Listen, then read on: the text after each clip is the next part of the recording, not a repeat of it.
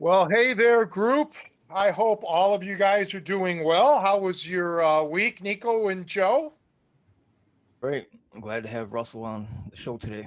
Yeah, our special guest, Mr. Russell Stutely. But before I introduce him, let me just preface this by saying, England is known for, great men like Winston Churchill, Paul McCartney, and Boy George.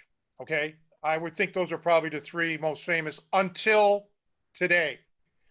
Uh, this podcast is going to put, as he likes to be called, Sir in Waiting Stutely, or SIWS, I guess.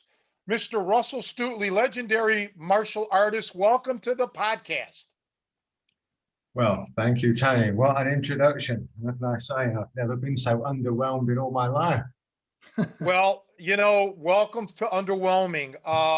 If again, people who are watching have to realize that, we're limited to our guests because of Joe Cardinal, no one can have a full head of hair and appear on the show. Okay. So that's Joe's rule. He wants to exert his dominance with his coiffure, or whatever they pronounce it in French. Russell should know. It's a coiffeur, isn't it, in French? Coiffeur, yes. You know what they're like. Yeah. It's, it's the French. We were at war with them for 100 years. There's a reason for it. Yeah. Yeah, well, we owe our French fries to them. Okay, I have to admit that. But, chips. And it's funny. There's two great musicians from France, and one passed away, but they both claim they were French, but they're really Italians. And that's Michel Petrucciani on piano, and still living is Richard Galliano, an amazingly gifted accordionist. But yeah, with names like Petrucciani and Galliano, you're going to tell me you're French? Okay. They don't sound very French, do they? Oui.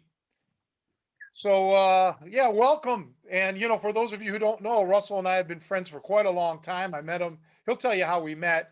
But, yeah, he's more, people think he's a pressure point guy. And while he is that, he's much more than that. And he's going to discuss all of that today. And it's really a pleasure to have him on. He's one of the good guys. There's a lot of good and bad in every field, but with Russell, he's definitely one of the best guys I've ever met. So it's my pleasure to call him a friend. My honor. I don't know what to say now. I've gone all shy. Thank you, Tony. You're welcome. So, Russell, how did you get started in martial arts? Same old story, really. My brother went first, took me along. He packed in. I carried on. Simple as that. And then got interested in other sports, cricket, rugby, table tennis, snooker, all that sort of jazz. Yeah. So packed in the martial arts for a while, then got back into it. Always been interested in my boxing. And then it just grew from there. And it was just very lucky, different stages along the way, meeting the right people like Tony, and in England, people like Pete Considine and Errol Graham and all sorts of people. And the people I've trained with, just been super lucky and just like bounced along with no real purpose in any of it, and just ended up here somehow. Just complete flukes all the way through. What style did you start with? Shotokan. I've done other styles as well. I did a little bit of Wadaroo, and also a little bit of Shukakai, but also other stuff as well. Jiu-Jitsu, got downgrades in that, and Ryukyu Kempo, kickboxing, and a couple of others I forgot. I think they gave me some honorary downgrades about 20 years ago, and I lost the paperwork. I don't know, quite a few. I don't keep count. Can't be bothered. How Well, is tell them training? about your latest boxing, go ahead. credential thing. Well, yeah, I mean, I was asked last year to do a boxing coaching clinic for a lot of the boxing coaches over here in Cambodia. And so it was a 2-day coaching clinic for them. And at the end of the 2 days, the reports went all back to HQ, so to speak. And so a couple of days later, they were giving out the certificates for people, and they asked me to go along. So I'm along there, and I didn't realize what a big event it was. The TV was there and everything. And so then live on TV, they introduced me as their new national boxing coach, which was news to me because they hadn't asked me about it yet. So they did it on live TV. So it was one of those ones where you couldn't even say no, can you? Which I wouldn't do anyway, but there you go. So last year, they made me the national boxing coach for Cambodia. And of course, awesome. COVID's done nothing but get in the way since then. So we still haven't really been able to get cracking properly with it. So again, it was due to start last week, and then some people bribed away out of quarantine and everything's locked down again. Well, it's great that you, have that. It's just boxing, we've talked about this before on the show briefly, but, when I grew up in the 70s, boxing and wrestling and whatever, they were not considered martial arts at all whatsoever, period. Absolutely under no circumstance were they considered martial arts. And now in MMA, mixed martial arts, boxing and wrestling are two of the most predominant, quote unquote, martial arts used. It's, I don't know if the word is hypocrisy or if it's, ironic, but, that's because boxing and wrestling are so extraordinarily effective, Well, I find it ironic that people have spent the last however many years doing Eastern martial arts, only to find out that the ones that work are the Western martial arts that they all didn't practice because they thought that karate and all the Eastern stuff would work better. And then they find out that actually, yeah, you're right, boxing and wrestling, they work best. Yeah, and I think, one of the reasons why is the level of competition is just, extraordinarily high, in a long period of time, with boxing and wrestling. I mean, wrestling goes back, eons, and, boxing really has gone back, over 150 solid years, more than that probably, but, definitely a long time. So it's been quite established. Whereas, many of the traditional martial arts, really didn't have any competitive, what I'm trying to say. Like Shotokan didn't have a lot of, everybody from around the world is competing in a Shotokan tournament. You know what I'm saying? Exactly. And Yeah. people also don't understand their history. They don't understand that these karate, taekwondo, and all that sort of stuff are very, very new. Shotokan was only invented in, I think, 32, and taekwondo, I think it was either 1952 or 54. So, and you still hear people today talk about how they're hundreds of years old, and you just go, not quite, not quite that old. And so, they haven't really got the pedigree. It's spread like wildfire because you don't have to prove anything. My opinion, boxing and wrestling, you have to prove it. It's quantifiable how good you are. Just like at say, weightlifting or something like that. If you said I'm a brilliant bench presser, and people say, how much do you lift? You say 100 pounds. You go, you're not brilliant. Right? the weights don't lie. If you say I'm a great sprinter, you say, what's your fastest time for 100 meters? You go 20 seconds. You go, you're not a great sprinter, are you? but you can say all sorts when it comes to martial arts. Say I'm a 8th Dan, 7th Dan, 6th Dan, and you can't quantify it. So that's, I think, why it's got so big so quick. But when it comes to boxing and wrestling, how good are you? I'm a novice boxer, I'm a 4-rounder, I'm an 8-rounder, a 10-rounder, whatever. It's quantifiable. And I think that's why those sports work so well and why they're the ones that people don't drift towards, because it's easier not to. Yeah, and in the case of boxing, not wrestling, but boxing, there was ample money to be made, lots of money. So it behooved you as a trainer to gain any legitimate edge, and therefore the science of boxing really exploded and became, at such a high level because there was an incentive, and that was to get paid. Uh, and believe me, when you look at the history of boxing through the years, you could see how where it first started. We do have some video clips available from roughly the turn of the 20th century, uh, and to see where it is now, or even as it peaked in the 50s, 60s, and 70s. It was an extraordinary development. So that's really interesting. And with wrestling here in America, it was a collegiate level sport. Okay, not just backyard wrestling, but in schools, high schools, in college. So once again, there was an emphasis to get better, to improve because of that competition.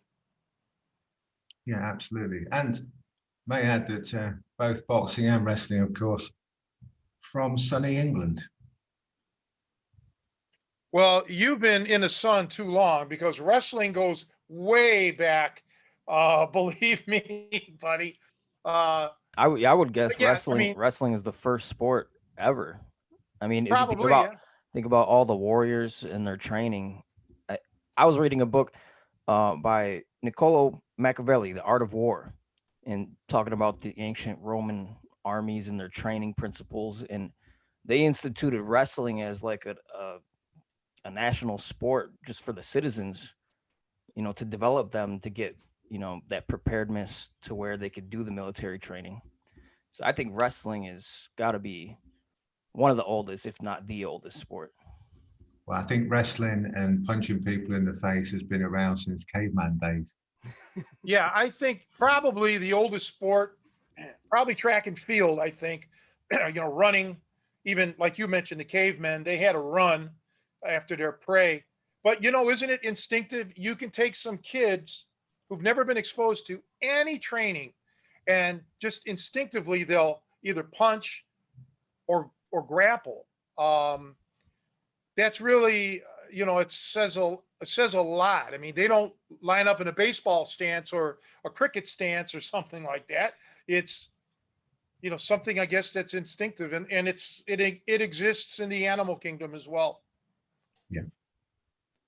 Russell, do Yeah, you I know mean, anything about the history of catch wrestling in England? And has anybody carried that on? Is there any clubs continuing well, with there's teaching it? the snake pit in Wigan, I think, is the place where it all started from. And there was Mr. Riley, I think, wasn't it? That was Yeah, Billy Riley started it, yeah. but later, after World War II. So it isn't one of these gyms that is that has been around for 200 years. It's also less than 100 years old. But Yes, yeah. yeah, And Allison Coleman wrote a great book on that, and it would shock a lot of people to know that Billy Riley came to America and learned a lot from the American wrestlers. Right around the 1920s or 30s, what have you. Um, so yeah, it's really quite interesting. But uh, you take a guy like George Hackenschmidt, the Russian Lion. He was out of England, but way before the Snake Pit's time. Um, and he wrestled Frank Gotch in a couple of epic matches and others. But a lot of works were going on back then too. It was all, you know, a lot of, it was entertainment first and foremost, right? So is boxing to a degree. It has to be entertaining. Yeah, there's a number of people in England trying to keep catch going in that area, and Good. I did know the names. They're escaping me at the moment. But it was an older guy. I think he passed a few years ago. Called, I think it was Jack Mountford. Was doing a heck of a lot of work with it. And there's a couple of other guys now. And again, their names escape me, but they're up in that Wigan area, and they're doing a lot of work to keep catch going, which is great. Now, I remember talking to you and a couple other of my students in England. Of course, I haven't brought this subject up in a while, but there seemed to have been like a lag where with MMA was like kind of behind the curve compared to America. There were a few years behind. Has that changed? Are they, uh, you know, maybe because of the emergence of Conor McGregor from Ireland, is the MMA scene in the UK? I mean, I know you don't live in the UK now, but I mean, is it, where is the MMA scene? That's basically. Well, when I left there about 11 years ago, everybody did MMA. They all wore the t-shirt and stuff like that. All the local tough guys who've never been in the gym were all wearing the MMA hoodies and stuff. It certainly was gaining a lot of popularity. But as regards standards, I think that the problem that the UK had for quite a while was the fact that we didn't have a wrestling base of the same scale and size that the States have got, because you've got all your collegiate wrestling and everything else, and it's a well-known thing in school, college, university, whatever, and it's not in England, you know, and so they were losing that base. We got the striking all right, but the rest of it we were well behind. But they're catching up now, and you know, and they're obviously training in the States a lot, and vice versa. But it really is big. But traditional martial arts is still the biggest by miles worldwide. Well, you know, I remember generally, again, this is just generally speaking, not picking out anybody individually. You know, wrestling was, you know, America was always, you know, so dominant in wrestling, you know, Olympic level and stuff, winning gold medals and this and that. England didn't, but England had at the time when I was younger had a better judo program than the United States. Now, again, I don't know, I don't keep up with that judo aspect because I know America has started to medal, but I know it wasn't until I believe the 72 or 76 games when Alan Coage, who became a pro wrestler, Bad News Alan, Bad News Brown, I believe he got the bronze medal, and I'm pretty sure that he was the first American to medal in judo in the Olympics. So that was in the 70s. So that, and I believe you guys had medaled before then, correct? Or do you know? I think so, yeah. I mean, we had very strong judo with the likes of Brian, Neil Adams, and then other people after that whose names always Neil BJJ black belt with consummate ease. Well, but we've you know, always had a very strong judo background. We have some sad news to share. Just before the podcast launched, a few hours before, I found out that Marvelous Marvin Hagler has died. And there is a man who was just an incredible boxer. And he walked away from boxing after he was robbed of victory over Sugar Ray Leonard. To this day, any boxing aficionado should realize that Leonard lost that fight. Hagler won that fight. And, you know, it's just, it's sad that he's gone. And all we know is that he was suffering shortness of breath and chest pain. So it may have been a coronary of some sort. It was following the vaccine jab. He was admitted to hospital with complications after taking the injection, and then 4 hours later he passed. I heard that with Hank Aaron, that he got the vaccine and died like a week later.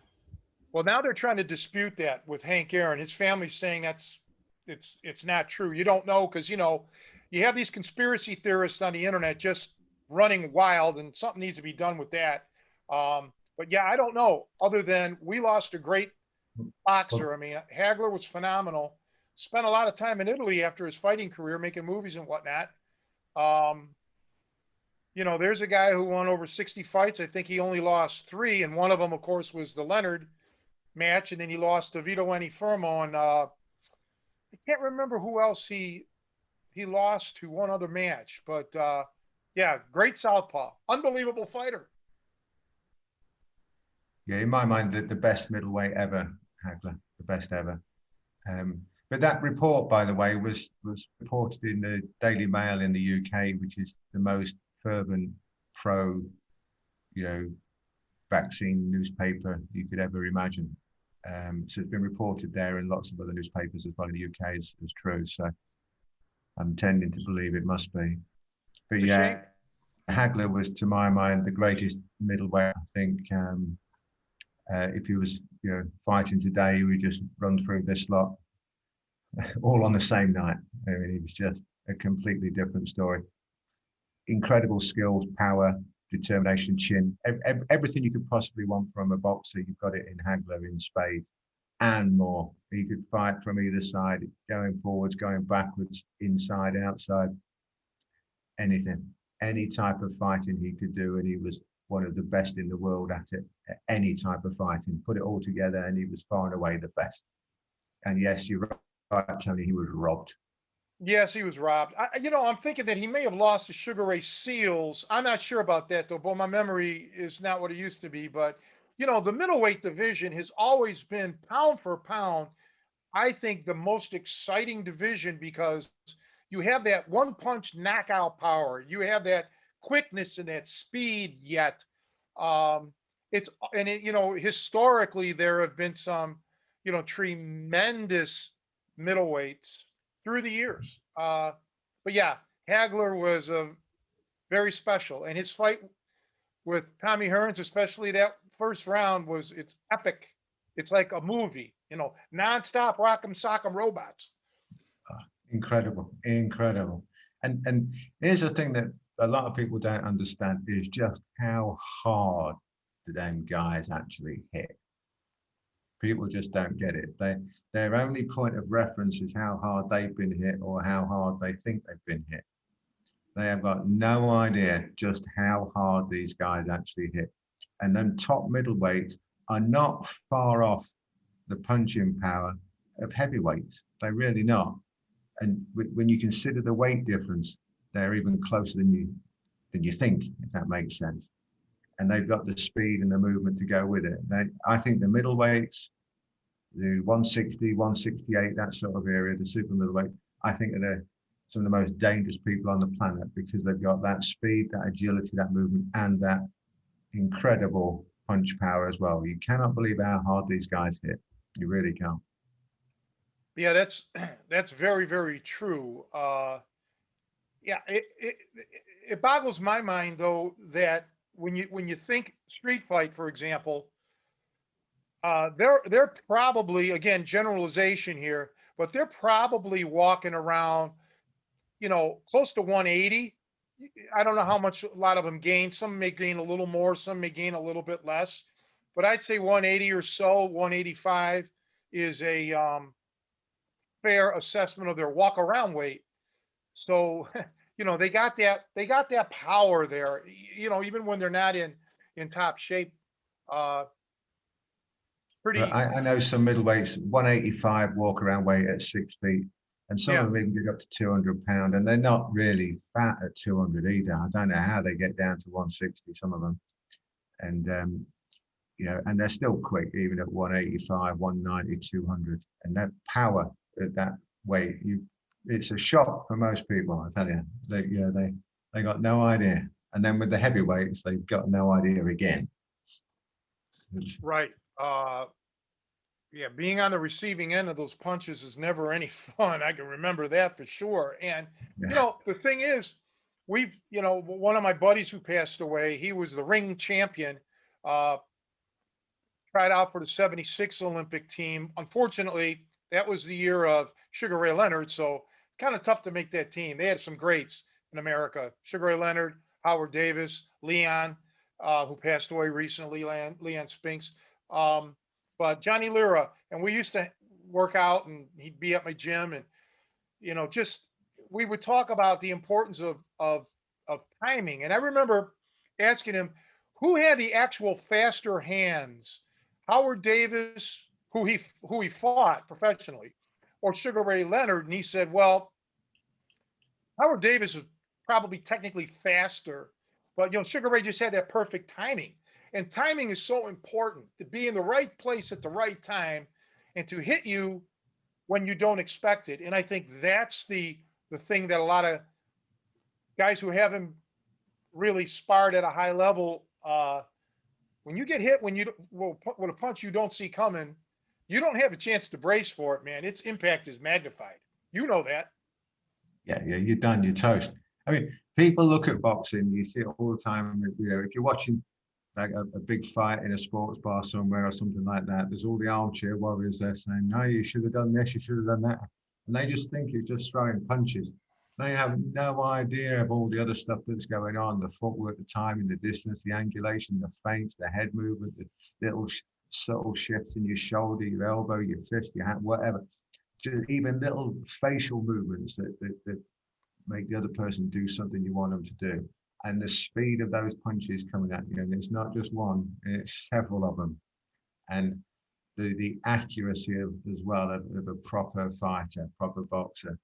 And it's the striking element is, well, the difference between a boxing top striker and MMA striking, it's just mountainous, the difference in skill. And that's from somebody who's got a lot of experience in striking, kicking, knees, all of that, and boxing. I'm telling you, boxing skills are ridiculously high compared to MMA striking skills.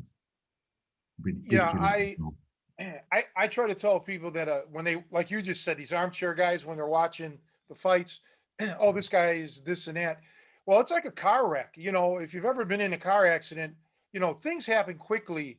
And you're right, boxing, things happen so fast. And if a puncher is missing his target a lot, I mean, give credit to the defensive boxer, because he's on it. He's seeing all the tells, and he's moving, and he's getting the angles, and um, and it's subtle. Boxers don't generally move in and out of range. They're staying in range so they can counterpunch. So for them to slip and move, I don't know how many people realize just how difficult that is. And that's a skill that goes away quickly. You got to keep working on your reflexes. And there, in boxing, they say power is the last thing to go, but your reflexes go. And that's what happens to some of these older boxers. They become an easy target. They can't move as quickly. They can't, they don't have that reflexive power. Therefore, they're relying on blocking the punch more. And then when they block, it slows down any sort of counter punch. So there's a chain of events that happen here.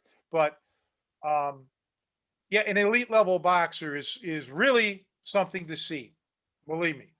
Yeah, I mean, I've trained with the elite level boxers. I've done hundreds and hundreds of rounds, and when they turn it on, you're talking about people who are, high level, cannot land a punch. And when you've got people don't realize just how skillful they are, and the understanding of your opponent's reach, distance, and timing is something that most people can never ever get. They might understand a little bit of their own, but to be able to just have somebody in front of you in range where they can land on your face, and you can just subtly just move a little bit, go off angle a little bit, and they're out of range, and you can hit them back when they don't expect it. At full speed, full power, and somebody trying to take your head off, that's a skill to behold. And when it's being done to you, it is horrible. It is horrible. It's a great experience, but a terrible experience. But people don't realize just how good they are. it's extraordinarily frustrating to not land a punch, and you expand more energy when you miss. So ideally, yeah, you want to move, move, move. Now, Johnny Lira, he was trained by a few people. Chuck Bodak was his main coach, and then Angelo Dundee and whatever. But Johnny was not he wasn't into head movements and all of that. And Bodak's thing was, that wastes energy, which, you just have to be in better shape. That's all. That when he was fighting Howard Davis, Davis wasn't moving. Davis was kind of flat-footed, and Johnny did well the first few rounds. And then when Howard started to dance and move, Johnny couldn't hit him, and that's when it all fell apart. But yeah, when you can't be hit, that's the epitome of fighting. To hit and not get hit, in a striking sense, that's the ultimate level there. And it takes a lot of work, but in justification, when you're dealing with not necessarily just MMA, but when kicks are involved, well, now you're throwing in a different range, because I may be out of range for you to hit me with your hands, but you could strike me with your legs. That kind of changes things, but you should still be able to dart in, get angles, cut the guy down. There's ways to deal with that as well. Jamming, fighting on the inside, and I just boxing isn't the same for me. My heart isn't a fan like it was for me in the 70s and 80s, and somewhere along the way, I think the early 90s is when I just kind of lost my burning desire to with being a fan. I think boxing suffered a lot over the last 20, 30 years or so, because we're inundated with boxing trainers and boxing coaches, so that, but we haven't got any teachers. Right? When you look back at the old school teachers, coaches, right, they were teachers. You look back at old school people like Ray Arcel, who was trainer of Duran. Right? He had a saying that it's a classroom that you're in when you go to his gym, and you should be learning something in the classroom. Whereas today, people go to boxing and say, have you done your shadows? Yeah. Have you done your skipping? Yeah. Have you done your bag work? Yeah. Okay. You've done some pads? Yeah. Okay. Right. Good. See you tomorrow. That's it. And then when you watch them doing pads, it's just bullshit anyway. You look at another great trainer, Don Turner, who trained Holyfield. He won't do pads. You look at some of the greats from the past. Pads only came around, I think, in the 70s anyway. Ali never did pads. Right? All those greats before him never did pads, all them lot. It's just a new way of getting people trained. They're all out here doing bullshit pads as well. There's so much of boxing being lost. Archie Moore used to talk about it all the time when he was talking about some people when a boxer comes in close and they put them under the arm and stuff like that, and they can't get out. And Archie Moore was saying things like, how can you not get out of it? And it's similar to some of the escapes I saw you do, Tony, in catch. With like a fireman's thing, you call it. I can't remember the name of it now anyway, but whatever. But it's all very similar. And you lock the arm onto your chest and just walk through. And we were doing that in boxing, kickboxing years and years ago, because of what people like Archie Moore had said. And then looking at some of Tony's catch stuff, we could put that into boxing, which was some of the stuff that was missing from boxing, unbelievably, from way back. And it's all there. Boxing's got it all alongside catch, as long as people look at what was there in history. But today they're all looking to try and do shoulder roll, which they shouldn't be doing, because they're all trying to copy Mayweather, which is the worst thing they can do. Because if you don't master that shoulder roll, if you're not an absolute master of it, don't go near it. It's a top tip. Leave it alone. Leave it alone unless you're an absolute master of it. Don't go near it. You will get bashed up. Well, I think another thing. Oh, go ahead, Tony. I was just going to say, what should they be working on instead of shoulder roll? Just fundamentals. It's not really. I know it sounds boring, but they've got to be working on the basics. And the basics start with footwork. Everybody's teaching, jab, cross, hook, blah, blah, and put your hands here, do this, do that. I always start people on footwork. They do footwork. First thing they do, footwork. Walk in the gym, start on footwork. Next session, footwork. How long have you been training? 20 years. Do some more footwork. Are you the best in the world at it? No. Well, keep practicing until you are the best in the world at it. Are you the best in the world at it? Yes. Good. Keep practicing so you remain the best in the world at it. Keep doing footwork, because I've been saying this for years and years and years and years. And I heard Tony say it as well, which put me onto Tony's stuff. If your feet are in the right place, everything else kind of works.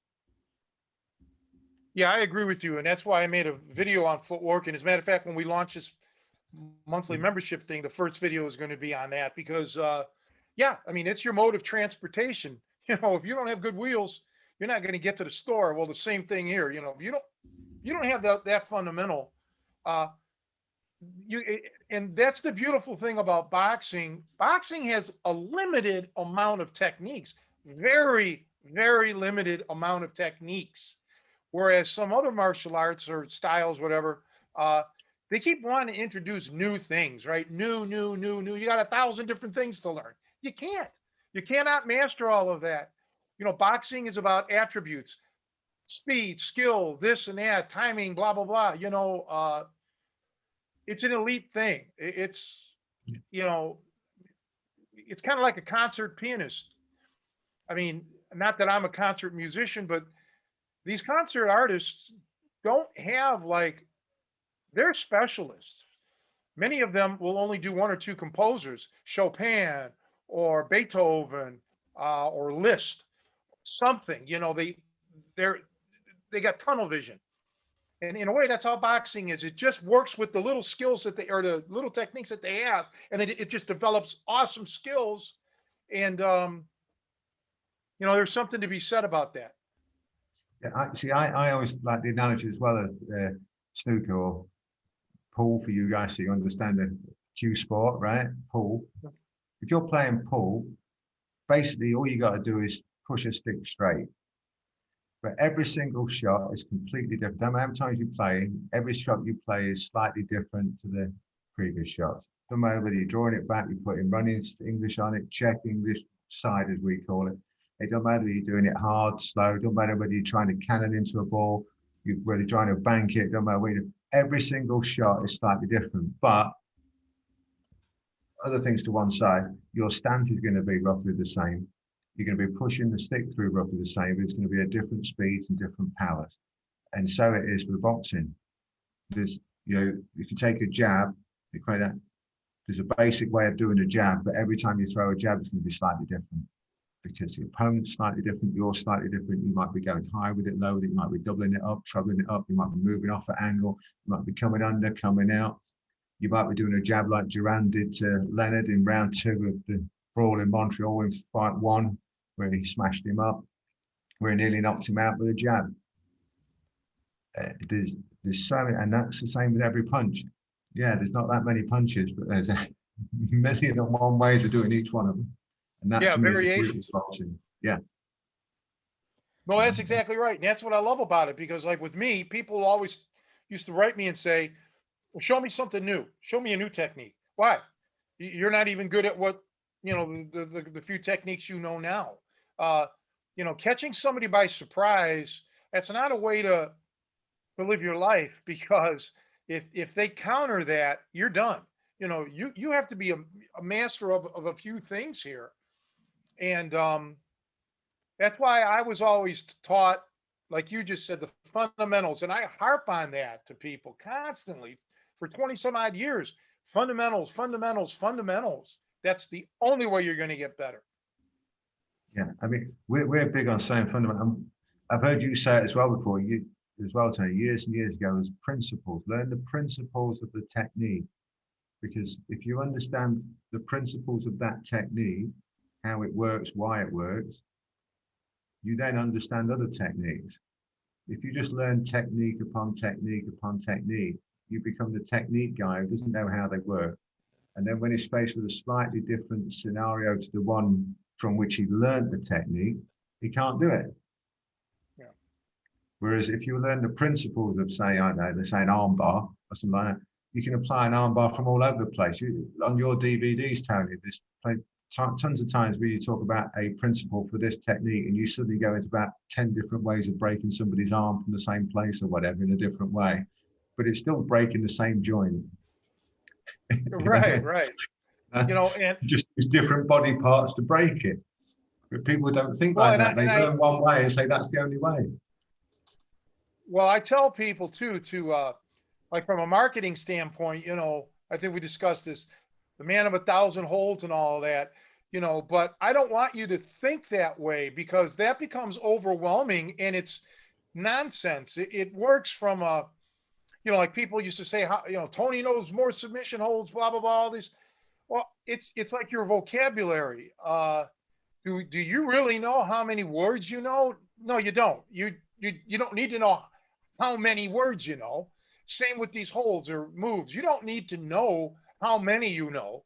You just got to be able to understand the principles and, you know, the sky's the limit. But I don't know. You and I are old school. You know, we think in a different way, and it's really nice when I run into athletes that are, you know, from our age group or even older than us. They think like we do. It's not quantity, you know, it's the quality of what you know that sets you apart. And the funny thing is, when you understand the principles, you end up with more techniques than the technique guy because you can modify it as you go. Whereas the technique guy is stuck with the techniques that he can remember at that time. And which is why I'm so big on teaching the fundamentals, the basic principles in boxing, because every bit of that fight is going to be different to every other one. Every bit of that spar is going to be slightly different. And if you understand the principles, then you can still throw your punch and land it. If you only understand one way of throwing that jab, if the other person's not in the way of that jab, it's not going to land. You've got to work it so that you can land it against a moving, resisting opponent. And the only way to do that is to understand the principles upon which it's based. If you just do techniques, you'll never get it. And you've proven that time and time again with catch, Tony. I know you have. Yeah, yeah. You have too. And you know, it's kind of like, you know, when you have a level of experience, I can watch how a guy puts his hands up or just his fighting stance. And I know if this guy's had proper training or not. I mean, doesn't mean that he's not a threat, even if you realize he's not that good. I mean, anybody, you don't ever want to get lulled into thinking, oh, well, this guy's a nobody. You know, I always approach things as everyone I face is the toughest man that ever lived. So I'm always on high alert. But as a coach, distancing myself, watching, I can say, okay, you know, this guy hasn't, you know, he doesn't have it. His balance isn't right, or he's leaning, you know, whatever. But again, unless they have an injury, this comes from not knowing the fundamentals, not knowing the principles of movement, of physiology, of aligning your back, you know, and your chin and your everything. There's a lot really to it.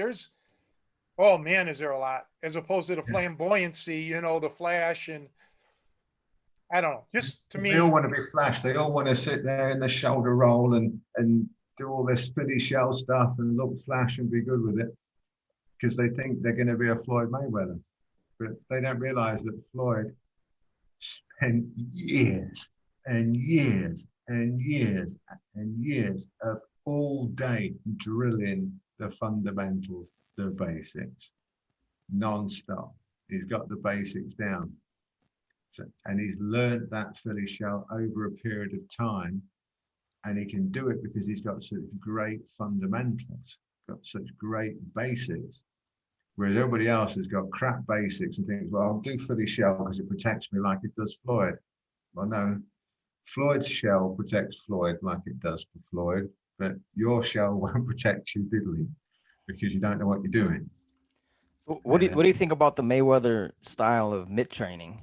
Do you think that's effective? I mean, obviously it works for Mayweather, but I think a lot of people just want to, you know, do some flashy mitt work and train like Mayweather. But I see people doing it. They're really not throwing any hard punches. What do you think about it? Do you think it's effective for reaction and timing? What do you think?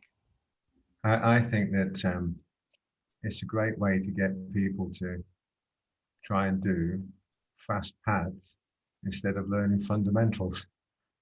And if I was a world champion for 20 odd years, like Floyd was, I'd put out a load of tapes making people go the wrong way down the path. I'm not going to show them my proper training. People think that he does fast pads all day, and that's how he got to be a world champion. Again, I come back to he's doing non-stop fundamentals and hard training. That fast pad is just a bit of fast pad just to get used to this sort of movement, this sort of like tickety movement like that. You don't need fast pads to do that. You know, and then because of that, putting that fast pad stuff out, all of a sudden everybody's mad on fast pads, and you see all these other boxers doing fast pads instead of fundamentals. I can remember in England, lots of boxing coaches coming out doing a fast pad course and charging people a fortune to go on it because they said, "Oh, we've learned the Floyd Mayweather fast pads." It's just that it was absolute. Pardon my French. It was just absolute bollocks. Do the fundamentals, and you'll be all right. That fast pad's just fast pad, and it's the pad guy making it look good. And I could take somebody on the pads and make them look really good, and they could be an absolutely crap boxer, and I'll make them look really good. Or you can take a good boxer and make them look shit. It's the pad guy doing the work, doing all of this. I can make you look good with it. They're just doing this. They're not even punching properly. Right. They're doing it for a reason and doing a different thing. I personally don't know. I don't know, but my viewpoint on it is that he just put it out there for fun. He does it, but he does it for a reason. And there's another thing that we say is that it might look the same, but it ain't. And that's particularly true with techniques. And it's very true when you look at, say, Tony's stuff. You look at him do a technique, you don't realize how crippling it is. And then somebody else doing the technique, it might look the same, but it doesn't hurt. Yeah, it might look the same. Very subtle details you don't see on camera or anything. When Tony does it, you feel like your skull's going to cave in or whatever it is. When they do it, you just say, "Oh, I can get out of that." But it might look the same, but it ain't. It ain't. Yeah. Well, and another thing too, when you're filming a video, I don't care who you are doing it, and I don't care what the subject matter is. It's not possible to cover every little nuance. You know, I don't watch my videos after I film them. What happens is this: like I film, like when I did for two of the big production companies, they sent me the videos for review. So everybody that was on the videos, we reviewed it, and that's it. I don't like watching myself because I don't. And secondly, I'm like, oh, I should have said this, or I forgot to say that, or, you know, but the subtleties, they're there. They're different. And I get what you're saying about Mayweather because, you know, a lot of it is exhibition. Just like, for example, jumping rope. You know, sometimes these guys will go wild when the cameras are on. Not that they don't do that while they're training, but that's not the point in training. Okay, is not to do all the crazy antics. They do that to many times to prevent boredom and, you know, sort of challenge things up, but it's certainly not crucial to getting in shape. Okay, and that's what I think you're trying to allude to, that it's a demonstration. It's flashy, you know, and getting the hands going. Yeah, I mean, yeah, it's interesting though. He's gifted. Yeah, I mean, he's a gifted athlete and a gifted fighter, and the best of his generation. To be fair, I think, you know, to stand in the pocket against world champions and not get hit. I don't care what you say. That takes some balls and it takes some doing, and he was brilliant at it. But he trained like a demon. You know, I can't remember his name. Oh, Zab Judah. Zab Judah went and trained with him and said, you know, he trains like he's broke. He trains like he's got no money left and he's got hundreds of millions of dollars, and he trains like he's broke. And people who are broke don't train as hard. People who are desperate to win don't train as hard. And he's got that desire and that strength of mind to do it.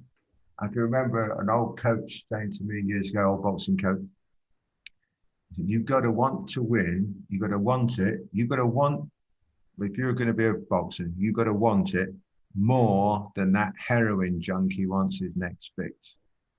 And that heroin junkie who's unemployed with a $2,000 a day habit still manages to fund it. All right, he's doing illegal crap and all that sort of stuff. But the point is that he wants it. He wants his fix, his drugs that bad. He does anything to get there, and he makes his $2,000 a day to feed his habit. And as a fighter, you've got to be like that heroin addict. You've got to want to be the best as much as he wants his drugs. And you've got to put as much effort into your training as he does into his criminal enterprises to make his $2,000. And that's, to me, sums up the top people like Floyd. They've got that hunger and that desire, and they are that heroin addict, if you like. Yeah, and I think boxing has a pecking order or a hierarchy where generally you know that it's going to take you a while to climb up that ladder. And while you may have a gimmick, a shtick, you better have the goods once you're in that ring. Otherwise, you're going to be exposed. So there's no shortcuts, is what I'm getting at. You've got to put in your time. And again, because of it being boxing, there's children out there. Like I started when I was very young. So there's kids out there that are really, doing the same rules. I mean, of course, they're modified for 10-year-olds and, young kids, but, they have years and years and years of training behind them before they even think of turning pro. In many cases, not always, but, in many cases. It just reminds me of, in the classical music world, many great pianists are from Russia or from that region. And one of the reasons is if you're a gifted child, if you show an aptitude, you're playing from the time you're a little kid all the way until, you hit a gifted learning program. And now you're in that program, for many years. And then when you hit about 18, so now you start when you're about 5. Now you have 13 years of incredible world-class training where you have all the techniques that you'll ever need. No musical piece will be a challenge. And then you go off to the conservatory at 18 and you get 3 more years or so of polish. So by the time this kid's 21, they've been doing this stuff for 15, 16 years, and they're embarking on concert tours worldwide. Nowadays, martial art, many of them just, they want to start fighting right away. A year or 2 of training, if that. They want to hit the big time, and it doesn't work that way in real life. No, but they also, and also those people you just mentioned, they're training all day, every day. People today, they go into a boxing gym 2 or 3 times a week for an hour or so, and then tell us, I want to be a fighter. Really? All right. Have you heard of getting up in the morning, seeing you here at R5, things like that, and they don't want to get up? Same with martial arts. They might have 2 or 3 classes a week for an hour, hour and a half, and then think they want to be a fighter. It ain't going to work. You've got to be doing a lot of hours every single day of the week. You've got to be, I've always said, to be a fighter, you've got to be unemployed and single, basically. That's about the only way you're going to make it. Anything else happens and you've got too many distractions. Well, there's some really talented MMA fighters, martial artists, and they like, take one who has a strong wrestling background. Well, all right, their MMA training may have only been, let's say 3 years. I'm just pulling a random number, but they may have been wrestling for 10 years before that. Okay. You have to factor that all in, or whatever the style was. And certain things can't be fast tracked. Okay. So you're critically ill. You're very seriously ill. You need either heart surgery, brain surgery, organ transplant of some sort. Do you want a doctor that's only had 2 years or 3 years tops of training? No, you're right. You're going to want a doctor who's had years of training, years of practice. Uh, and that's how you have to look at this. I don't want, I would not want to send a fighter out there that's only been training for a short period of time, or lead him or her to believe you have what it takes to be a champion, um, unless the level of competition is truly that horrendous. And there was a time when that was true. The level of competition was very bad, but things have, stepped up. So, you've got to put in the hard work. And that Yeah. takes a lot. It just takes time. And I can tell if you're in a hurry, if you're impatient and you want everything now, I'm not the coach for you, and you're never going to find that coach. All you're going to find is a money sucker, a guy that's going to take your money and be a yes man to you. But in the end, you're going to be damaged goods, and that's sad because nobody worth their salt. And you're a great coach, and you've trained a lot of high level guys. You will never tell somebody it's a matter of months with training with me. No, you won't say that because it takes years of hard work. I've lost so many people because I won't let them fight. Yeah, they said, when can I fight? Well, you're not ready. When you're ready, you can, but you're not ready. When will it be? Don't know. When you're ready. So-and-so said I can fight next week. We'll go and fight with them then. Yeah. You're not fighting for me because you're not ready. I wouldn't let you fight. I'm going to go fight, and then go fight, and then they pack in because they get bashed up. Whether it's kickboxing, Thai boxing, boxing, whatever. People don't understand when they should and when they shouldn't, and that's where the coaches come in. I mean, like you just said, Tony, you wouldn't send somebody off to fight if they weren't ready, and neither would I. And people get upset when they hear that they're not ready because their ego thinks that they are, because they might be doing okay in class or feel that and they might well have improved a lot. But there's a big difference between being all right in class and actually fighting. And then if they're not ready, they're not ready. But people don't want to accept it. And unfortunately, it makes people pack in the martial arts. Well, it's in this country, and I know it is to the degree where you're at as well. In other sports, you have professional enterprises that are running the show, be it basketball, football, baseball, whatever.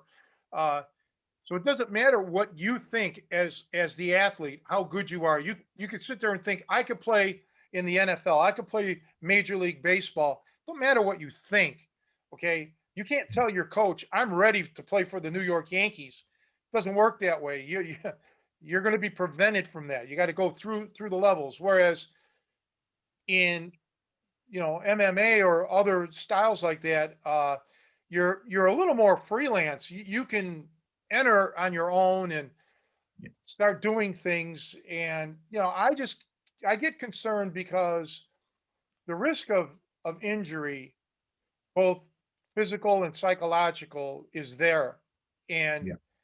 it's just, I cared too much because I've had injuries that, are never going to go away. And I don't want to see other people have that happen. There is a boxing Hall of Famer. He holds a world record that I hope is never broken. And last I heard, he was on the south side of Chicago, and he was the youngest world champion ever in boxing. And his name is a legend, Wilfred Benitez. And he is unable to care for himself. And it's a tragedy. He won the title at 17, turned pro at, I believe, 15. Of course, he started young and he was just gifted. You know who he is, Russell. And look how he turned out. And it's a shame. Yeah. And I know that MMA in particular, you don't take the amount of repetitious blows, but it does. A concussion is a concussion. And you just try to avoid that as much as possible. I just don't want to see somebody go out there, and get hurt, take a beating, and, maybe walk away from the fight. Okay.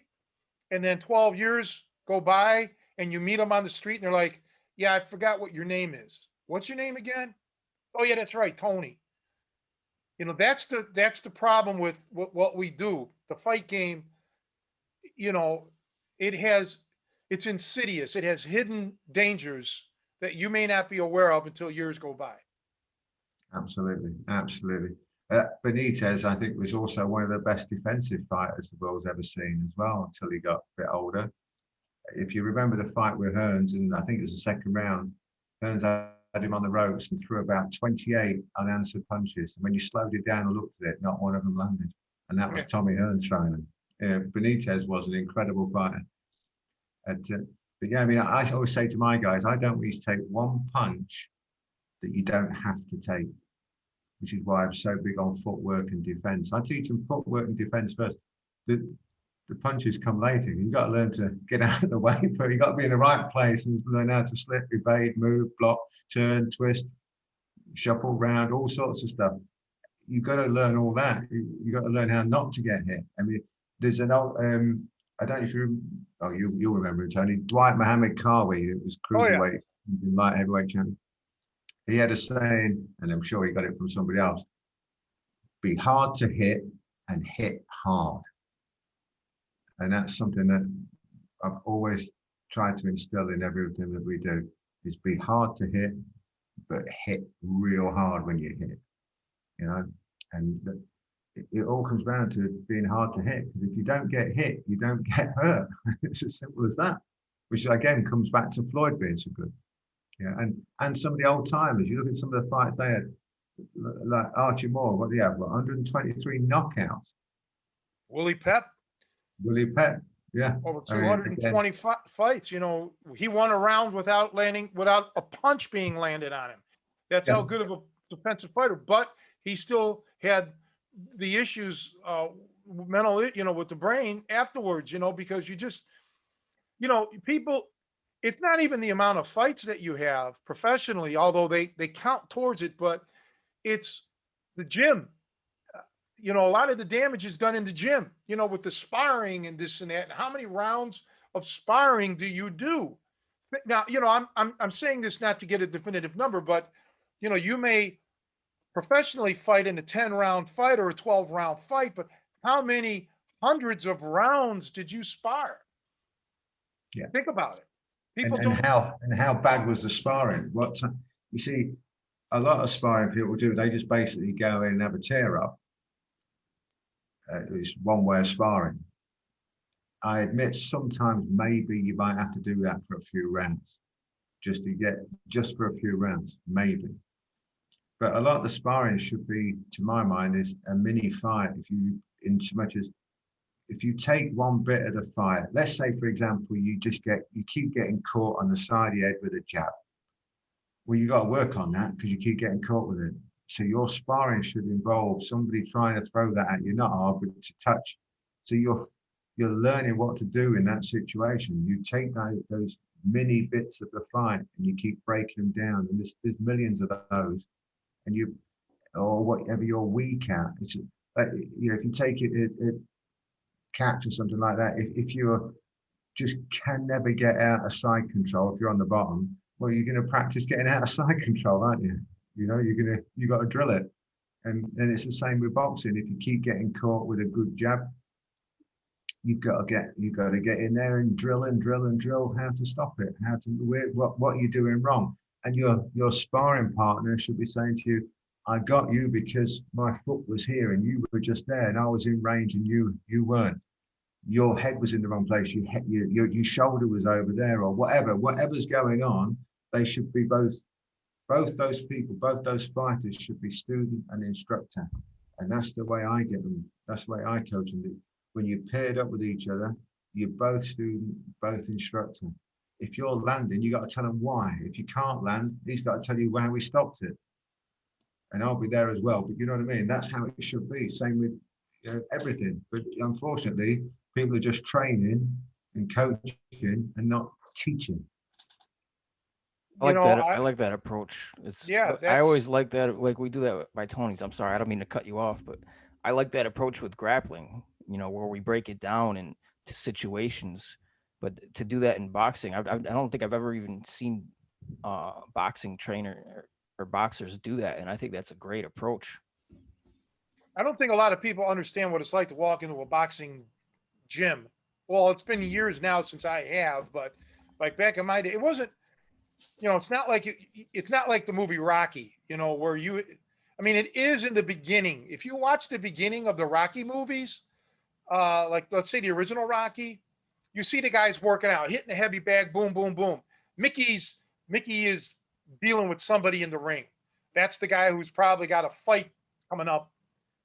A lot of boxers are left on their own, unless you're going to be somebody, then you go off to fight camp, but that it takes a while to get to that level. But yeah, there has to be some interaction, like a marriage between your training partners. They have to help you out. But for me, one of the reasons that I'm really not a big sportsman is because getting back to defending yourself and not getting the concussions and whatever. I mean, I learned this stuff to defend myself in the street fight where these people are trying to kill you. You're going to die if you don't know how to defend yourself. And that's why that's my only love. That's my only focus is to make sure that people are able to defend themselves and save their lives. And that's, yeah, I have trained competitors, of course. I have to. I have no choice. That's not where my heart is. My heart is in, making you survive. Especially if you're in a grappling match, you're not more than likely going to get killed here. I mean, you shouldn't be exposed to a concussive risk, but maybe joint risks. But I'm all about your health and welfare. I want to save you, from any damage. And what Russell just said, Nico, can help out. Your training partners should not try to be beating you in the gym, because by beating you, you're losing. All right, because you want to make your training partner better, and he's going to make you better. It's an elevation thing. It's not stomping on him. It's maybe getting one step ahead and then bending down and lifting him up to your level. And then he gets one step ahead and bends down and lifts you up. It's like climbing a ladder together. These so many gyms that I've seen that I've, been at, it's a, it's just not it's not the right mindset. It's all about dominating the weak. I not gonna, no, it's not the way to do it, in my opinion. There was on one of your DVDs, Tony, I can't remember which one, but there was a clip on there and I made everybody watch this clip so they could understand the principle. This is going back a good few years, because when we were doing a lot of your stuff as well, when we were training, there was, I think it was Brian and Costa, I think, where they said that, let's say the lock's on and they want to tap. So they tap, and instead of just letting go straight away, you just ease it off a little bit. And then the guy who's being locked fights and pushes against it. You're not trying to put the lock on him. He just pushes against the lock for 10 seconds, ease it off, and then you apply it a little bit more. You should be able to get a little bit more movement on it, and then repeat, repeat, repeat. Well, that principle of finding out where the limit is for both the person putting it on and the person being put on, and learning to fight it, learning to recognize it, and all those other principles that are being learned in that little split moment, that little micro fight, is exact principles that we try to get across in striking. When we're saying to people, you're getting caught with that jab, you're getting caught on the way in, or you're getting caught on the way out, or whatever it may be.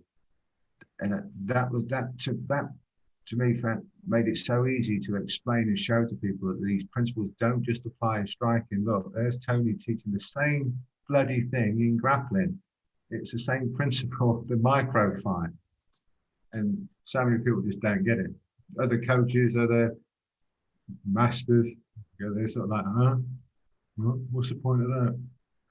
Why don't you just tap?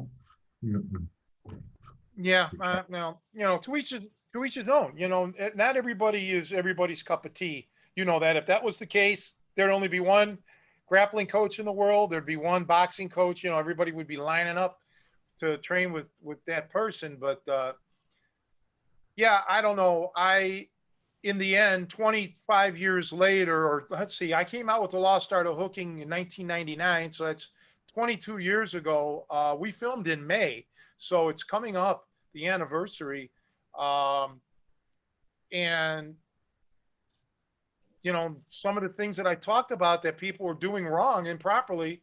I mean, Javier said some people have made changes, but they're still making the same mistakes and people are still capitalizing on it. I don't know. It is what it is. But I think for me, when I think about boxers or something like that, a great athletes in general that brought something to this world and they're no longer with us, who's replaced them? Have they been replaced? And so on. And in the case of Marvin Hagler, I'm not, you know, I don't think he's been replaced. I I haven't seen a middleweight since Hagler who I think would last more than 5 or 6 rounds with Hagler. I can't think of one.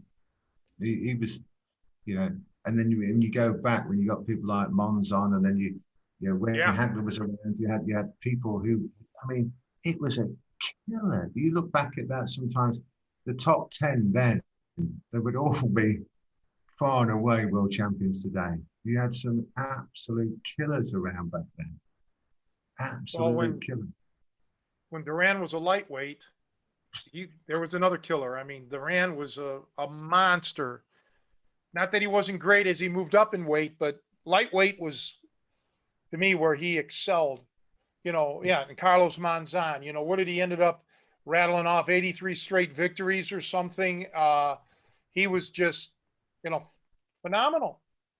And of course, Hagler. And again, this is not saying these other guys were not good. They were equally dominant. It's just that I think Hagler had a little bit more, just a slight more that overall, made him what he was. Yeah. And same with Duran. I mean, people forget that Duran was already supposedly old, and he's already I think, was it 80-1 when he first fought Leonard and smashed him up and gave Leonard his first loss? He'd already 81 fights, and he was already considered a bit old. And he went on to have a glittering career after that. I mean, Duran was phenomenal. I think the best lightweight ever. Simple as that. I think the best lightweight ever. Could do absolutely everything. And was smashing up middleweights. He ended up doing, he did some work matches in Japan. He was humongously fat. I think he was like over 200 pounds. He never even showed up in shape. Kind of reminds me of James Toney when he went up, in the UFC. But yeah, so what's his name? Duran. Yeah, he did some of that. It's interesting. But even when he did those work fights, he looked like he could actually do it, Oh yeah, well, I mean, yeah, he wasn't in shape, but it doesn't mean that he forgot his techniques. You bet. I don't know. Is it all right if I reveal a secret and both parties are dead? Is that okay, or is that not good? They can't sue you if they're both dead. No, it's not about being sued. It's okay. So I was friends with Leon Spinks, so he did an exhibition with Karate Joe Lewis in England, of all places. I believe it was England. And we talked about that. Now, I heard what Joe Lewis had said about it and so on. But now Leon, if any of you knew him, he was really just a down-to-earth, nice, humble, just a great guy. I remember him saying that Tyson didn't even need a tune-up fight when he came out of the joint. He could win the title right away. Okay, this is how he was. But anyway, getting back to the exhibition with Karate Joe Lewis, Leon said to me, told me right to my face, when we were in the clinch once, I told him, I said, man, start hitting me a little bit harder, make it look a little better. And Joe's like, I am. All right. So what that showed was, as great of a kickboxer as Karate Joe Lewis was, his punches just, they just weren't at a boxer's level, a level that, Leon was accustomed to. Yeah. And he was actually a really good fighter. I mean, he was gold medalist in the Olympics, wasn't he, Leon Spink? And beat Ali. But it was a shame when I felt sorry for him actually when Dwight Quarry smashed him up. Because he got down to cruiserweight, didn't he? Because he wasn't a big heavyweight anyway.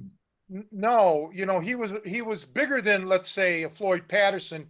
Patterson won the middleweight Olympic gold medal. So he was probably the softest hitter of.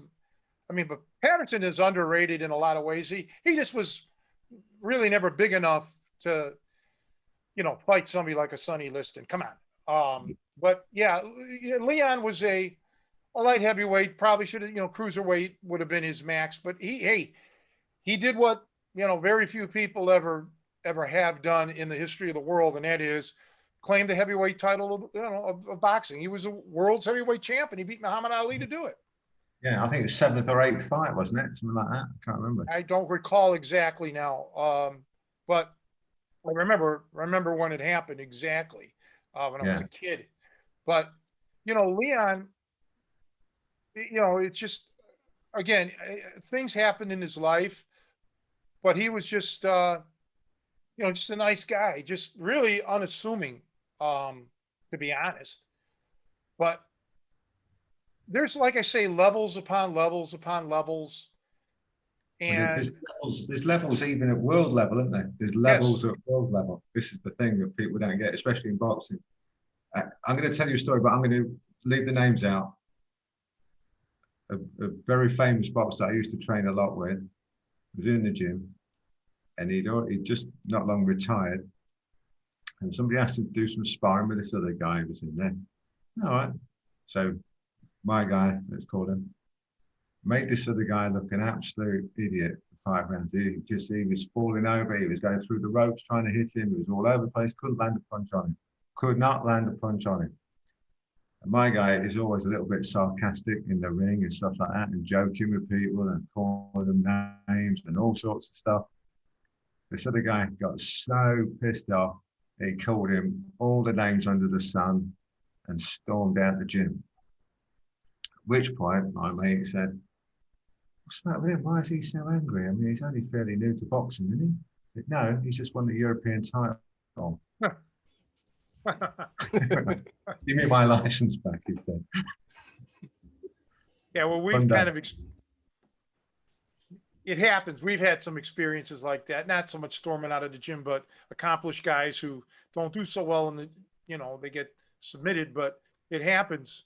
But that's the thing with me. I have such a high level of, you got to do a lot to impress me, because I've been around people that are just so phenomenally good in many walks of life, in and out of the fight game, that so many fighters just don't impress me, because I've seen, I see, deficiencies or whatever it is, or just work ethic, or, more marketing than real ability. This is not everyone out there. I'm just saying some, we all know who these people are. We all have encountered people like that.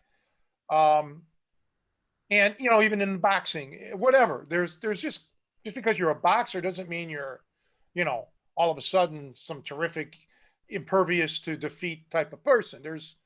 But yeah, I'm hard to impress. And when Javier was on the show, we discussed that, and Javier was like, "Yeah, Tony's hard to impress, but he loves this guy or that guy." Yeah, Roy Jones, or Hagler, or Mayweather, you name it, Tyson. Like, the list goes on and on of guys that blow me away because they're so doggone good. But it's not the title. Today, though, is there? There's not many today. There's not many boxers today that you look at and think, yeah, they'd do it. They'd do it. I mean, I'm not impressed by many today in that way. I mean, you're obviously impressed because, of course, they're good. Don't get me wrong, and they're world champions. But when you look back and compare to some of the people before, I'm not impressed.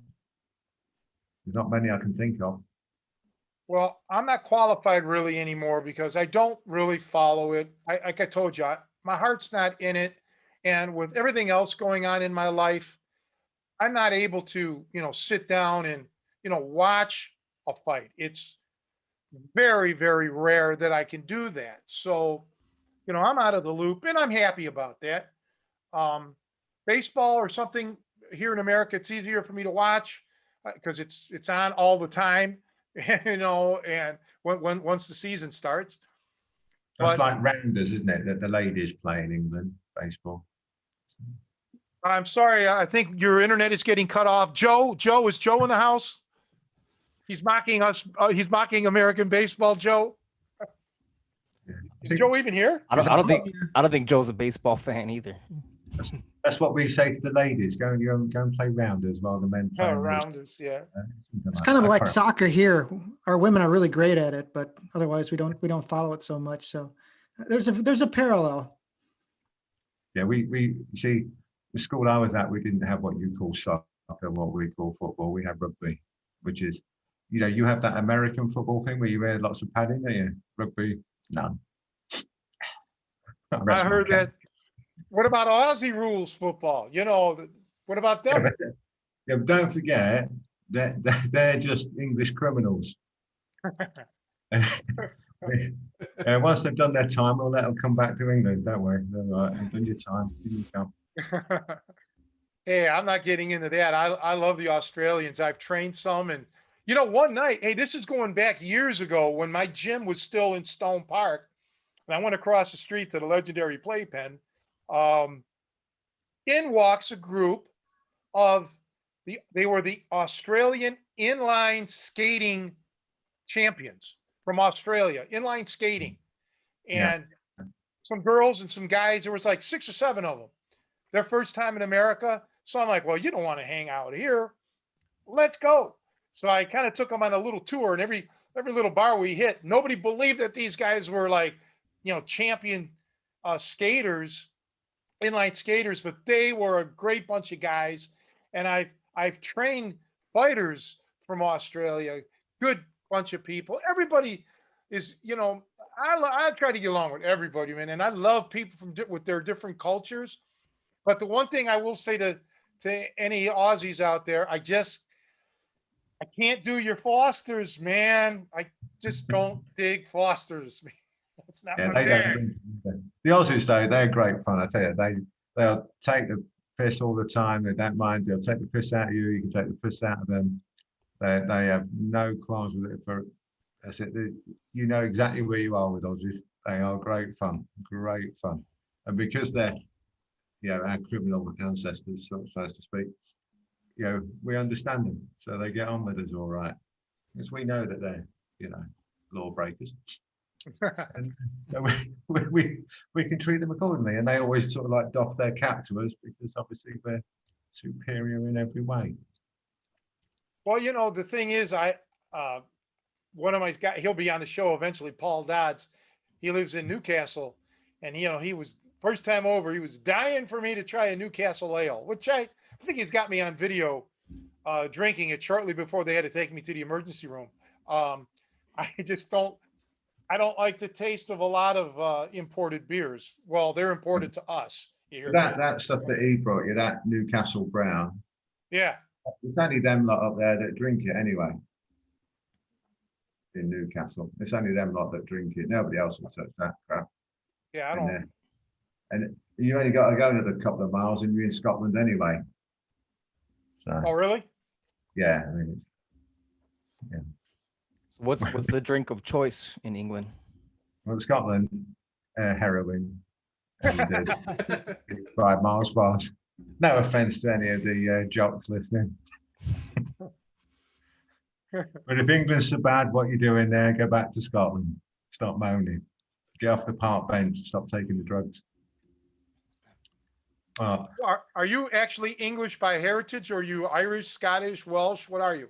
Actually, I shouldn't say things about Scotland because my family's in Campbell's on one side, which is a real Scottish thing.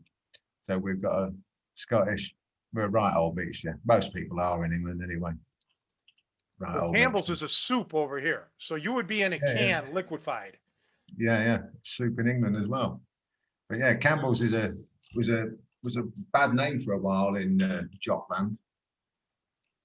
or Scottish land as we call it for fun. But yeah, they're good fun, the jocks. I think it's true to say that there's the highest percentage of people in the SAS are jocks, which isn't really? bad for a small little country. Yeah. Well, one of the greatest guitarists that ever lived, Glenn Campbell, he shares your name. He was Scottish. He could play the bagpipes and things. And Right. There you go. Yep. They get everywhere. oh yeah, yeah. He was from Delight, Arkansas, which is a little southern area in America. Well, you've been to the States. You know all about that. Yeah. Met a few Southerners. They're all good fun, aren't they? Hey man, you get good and bad everywhere, man. That's what I love about people. I just like being around the good people. Yeah. I mean, we consider that you know, you got to be able to have fun, have a laugh and a joke, and if you can't do that, then so what? See you later. We don't do all Russell, that offending stuff. Russell, what's the kick? Are you familiar at all with the kickboxing scene in Cambodia? Everybody knows Thailand and Burma kind of, but I know there's a scene there as well, correct? Yeah, they have what's called Kung Khmer, which is similar to Thai boxing. So you got, in fact, the Kung Khmer squad train alongside the boxing squad. And almost every gym is Kung Khmer plus boxing or something, or Kung Khmer plus MMA. So like Thailand's got Thai boxing, Cambodia's got Kung Khmer or Kung Khmer, depending on how you say it that day. But, Are there yeah, rule so, differences or are the rules similar to Muay Thai, or like I know in Burma they allow headbutts? Are there anything different that you notice? but they've got the left Y as well, which allows headbutts and bare knuckle as well. I think it is the proper left Y, which they do here as well sometimes. They were due to have the World Championships here in March last year, but of course the COVID crap started, so that got cancelled. But that left Y is brutal. I mean, even when you get knocked out, if you can get them back round within a certain time, they can carry on. And you can headbutt them and all sorts of stuff. It's nice.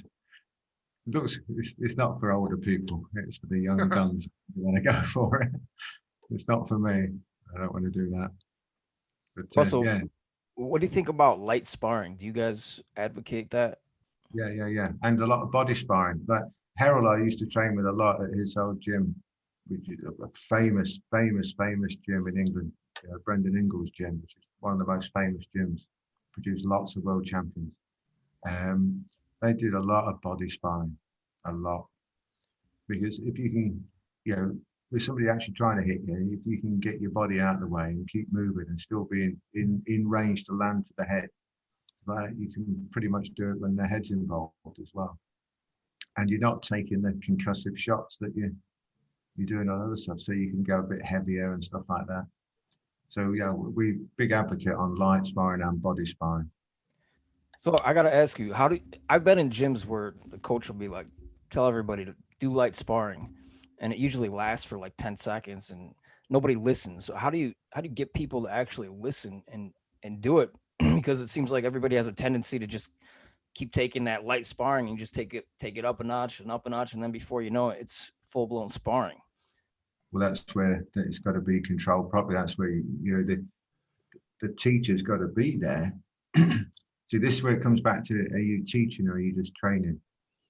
Because if you send two people off to go and spar without it being properly supervised, then you're not doing anything other than letting people hit each other. You've got as a teacher, you've got a duty of care to your students, to your pupils, or whatever you want to call them, your fighters, whatever you want to call them. You've got a duty of care to them. So if you wander off and let them smash crap out of each other, where's your duty of care? You're supposed to be there to, boxing is the noble art of self-defense. It's not the noble art of getting smashed up. So you should be there basically as close as the referee. You should be the referee during that sparring, not stood outside the rope shouting out instructions. You should be in there as the ref. And if the two of them get too leery, you should be in there pulling them apart and chastising them and making them do it right. The second the levels go above where it should be, you should be on them. And that doesn't happen. People like to see gym wars and crap like that, and see who's the tough guy of the gym. That's, to me, that's just bollocks. That's just ego getting in the way. You gotta, chuck your ego away and help people learn and grow. And the only way to do that is to get in there and be like the rep, be that close. You've got to be there. Because you've got to save people from getting hurt. Boxers are too brave, and they will rather get hurt than give up. So you've got to be there and stop it from happening before it goes too far. Every time.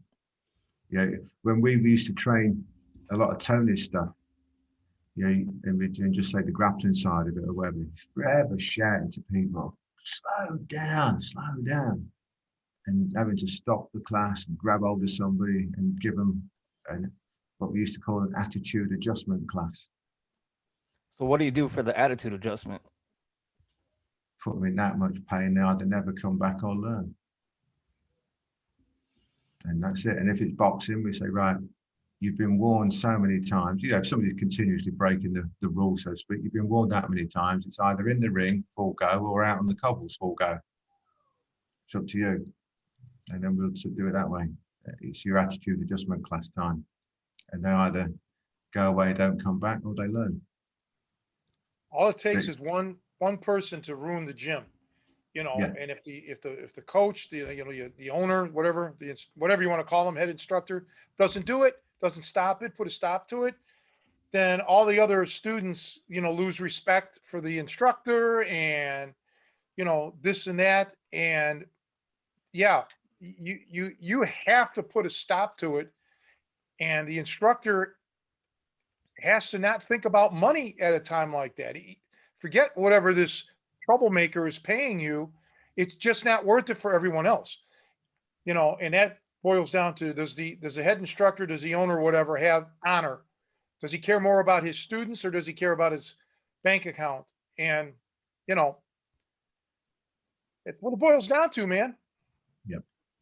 I mean, if you look at, say, the grappling side of stuff, and if you're practicing, like, say, top wrist lock, something like that, you're giving somebody your joint and saying, you can take it to the point of it nearly breaking before I tell you. And I've got to trust you not to do anything wrong. But you're putting a great deal of trust in somebody else. And if they abuse that trust, the person who abuses that trust needs their egg kicking in. Okay? Accidents are accidents. I'm talking about somebody abusing the trust. I say to people all the time, if you're practicing grappling with me, I'm giving you my body to play with, if you like, and to have a chance to take it to the point where it could be break. If I tell you to stop and you don't stop, believe you me, I'll hunt you down like a dog and I will take it out on you like there's no tomorrow. You'll never ever forget the day you hurt me if you do something like that when we were just training. Fight's a fight, blah, blah, blah. Accidents are accidents. I'm talking about we're training a particular technique. You say, yeah, you've got to let go, right? And again, you let go, and again, and again. You're getting people repetition, helping somebody else learn. If you're the one giving your body to somebody to help and they abuse it, no, we won't allow that. It's just wrong on every level. And we say to it, we say to it, you can go as hard as you like. Just remember, it says go next. You hurt me, I'll break you. It's that simple. And then people learn quick. It's very, very rare. You always have to tell people to slow down, calm down, sparring, always. That happens every single time, loads of times. But when it comes to the joint locks and stuff like that, people are very, very quick to understand that they will get smashed to pieces if they take the piss, as we call it. And it's too dangerous. It's just too dangerous. It's that simple. It's a life-changing injury. I've got life-changing injuries to my shoulder, to my elbow, and to my knee from pricks doing things like that. And no, I won't allow it to people in my care, so to speak. Won't allow it. Same in boxing, won't allow it. Occasionally, you've got times where you have to go a bit harder. I understand that. But again, it's controlled. If somebody gets hurt, it stops. It doesn't carry on. In boxing, if it would just be a standing 8 and you carry on the fight, no, that's it. It's over. You don't spar again for another 28 days. Minimum, even if it's just a hard little hit you took. So I think that's a good approach. I think, yeah, I don't just think safety, because it's not that people are too dumb to know they need looking after. It's the teacher's job to make sure they're safe. Absolutely. I mean, after all, it's your house, so to speak. It's your place, and you set the rules. You know, if they don't follow the rules, they got to go. Yeah, I mean, we still train really, really hard. People think when I say things like this, oh, you must be training easy, it's not tough enough. But we say, but come and try a session. We train really, really hard. You know, people who think they're fit or whatever, they come along and 15, 20 minutes in, they're puking their guts up. Yeah. You know, we train hard. I still train hard for what I can at my age. I still train hard, but people don't realise how hard the training actually is. They think we just stand around prodding each other with pressure points like this. So, yeah, that's what we do all day, mate. Yeah. Right, Yeah. yeah. We just go like that, and we fight like that as well. Out the street, we go like that. Honest. I gotta ask you about the pressure points because that's something kind of mysterious to me. I've never learned. Is there really pressure points that you could tap and people just drop? Like you could knock someone out with just a small tap? Yeah, but let me put this into perspective for you, right?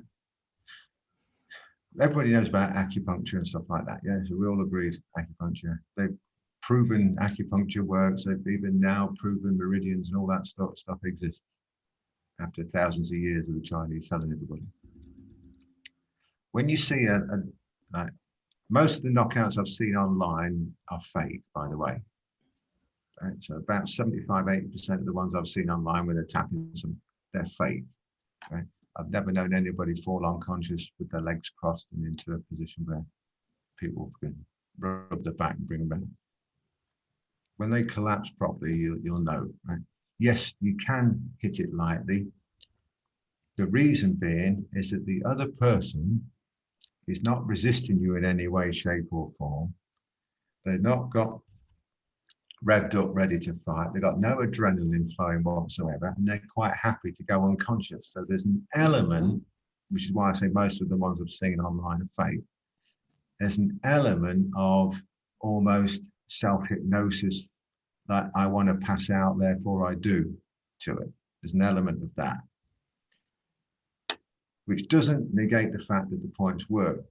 We'll say, just hit it hard. Right? If you're in a fight, you can hit it hard. You're not going to hit somebody you're not going to go like this. You're going to smack it as hard as you can. So, yes, they do work. And yes, we can teach you how to knock somebody out with a little tap. When they're stood there, letting you do it, you can learn it very quickly like that. And you can hit them about as hard as you knock on a door. You will never be able to pull that off in a fight because they're not going to stand there and let you hit them like that. And with no adrenaline, when it comes to a fight, you've got to be able to get into position to land your technique. So to me, the pressure points, and we've been telling people since day one on this, it's the last thing that you learn once everything else is correct. It's like the poison tip, if you like, at the end of an arrow. If you haven't got all the other bits correct and got the aim right and you blah, blah, blah, and all the other bits and send that arrow off as good as it should go, and it doesn't matter if there's poison on it if you miss the target, you know. And we also use the analogy of like a pistol or a gun, whatever you like call them, when you shoot, right? You go to a pistol range, you don't walk in there and go to hit the target. You aim at the target and you try and hit it. You train to hit the target. So when people say they can't hit a point, you go, well, you're not training to hit something, are you? We're trained, when we teach boxing, we teach people training to hit accurately, not just hit towards the face. We're trying to hit particular areas of the face. They're like, we've got this logo thing on my t-shirt, whatever.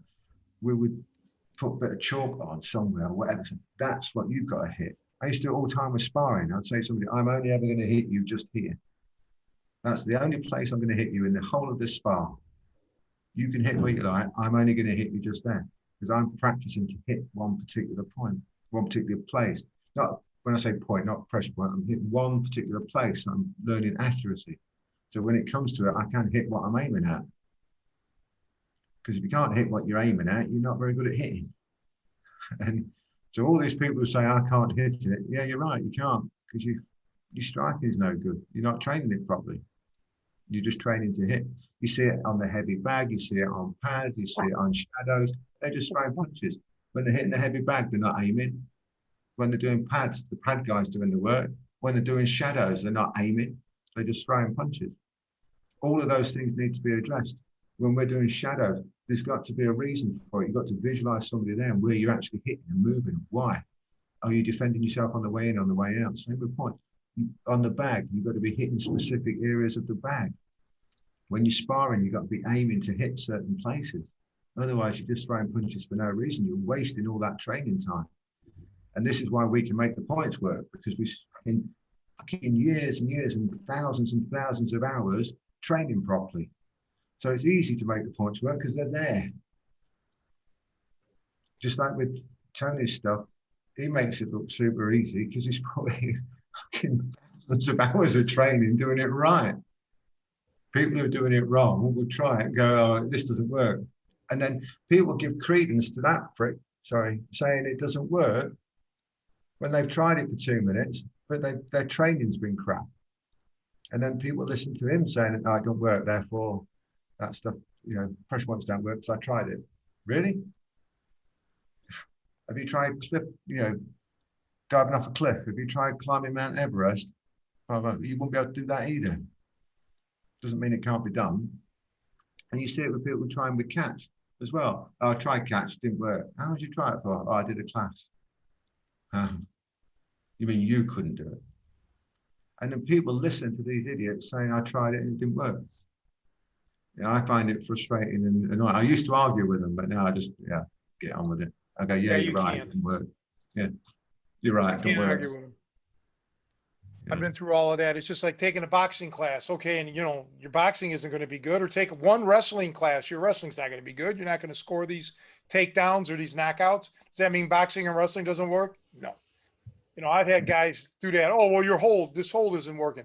You're not even close to doing it the right way. You're not even there. You're not even in the same ballpark. Everything is, you're doing everything improper. So yeah, I mean, it goes with the territory. Just, like many, many, many years ago in the beginning of the internet, pretty much when jiu-jitsu was all, just garnering its momentum. People who were just pretty much beginners. Oh yeah, I tapped out this guy that boxes. He's a boxer or whatever. Well, you may have, but he wasn't boxing you. You had him in a grappling situation. He knows nothing about it. So don't make it out like, you took him down and didn't get hit once and then submitted him. It didn't go like that. Yeah, it's confirmation bias is what it really is. They want to be around scenarios that a lot of people, no matter what the subject is, they want to be around like-minded people, and, if you've been doing something for many years, you got a vested interest in it, all of a sudden it's been exposed that, wow, it's not good or you're not good at it. They get pissed. Instead of saying, wow, you've turned the light on, let me learn all you know. Nope, they're just going to kick you out and go back to their little circle of friends where, they're either on equal footing or they're top dog. It's confirmation bias. It's a common phenomenon.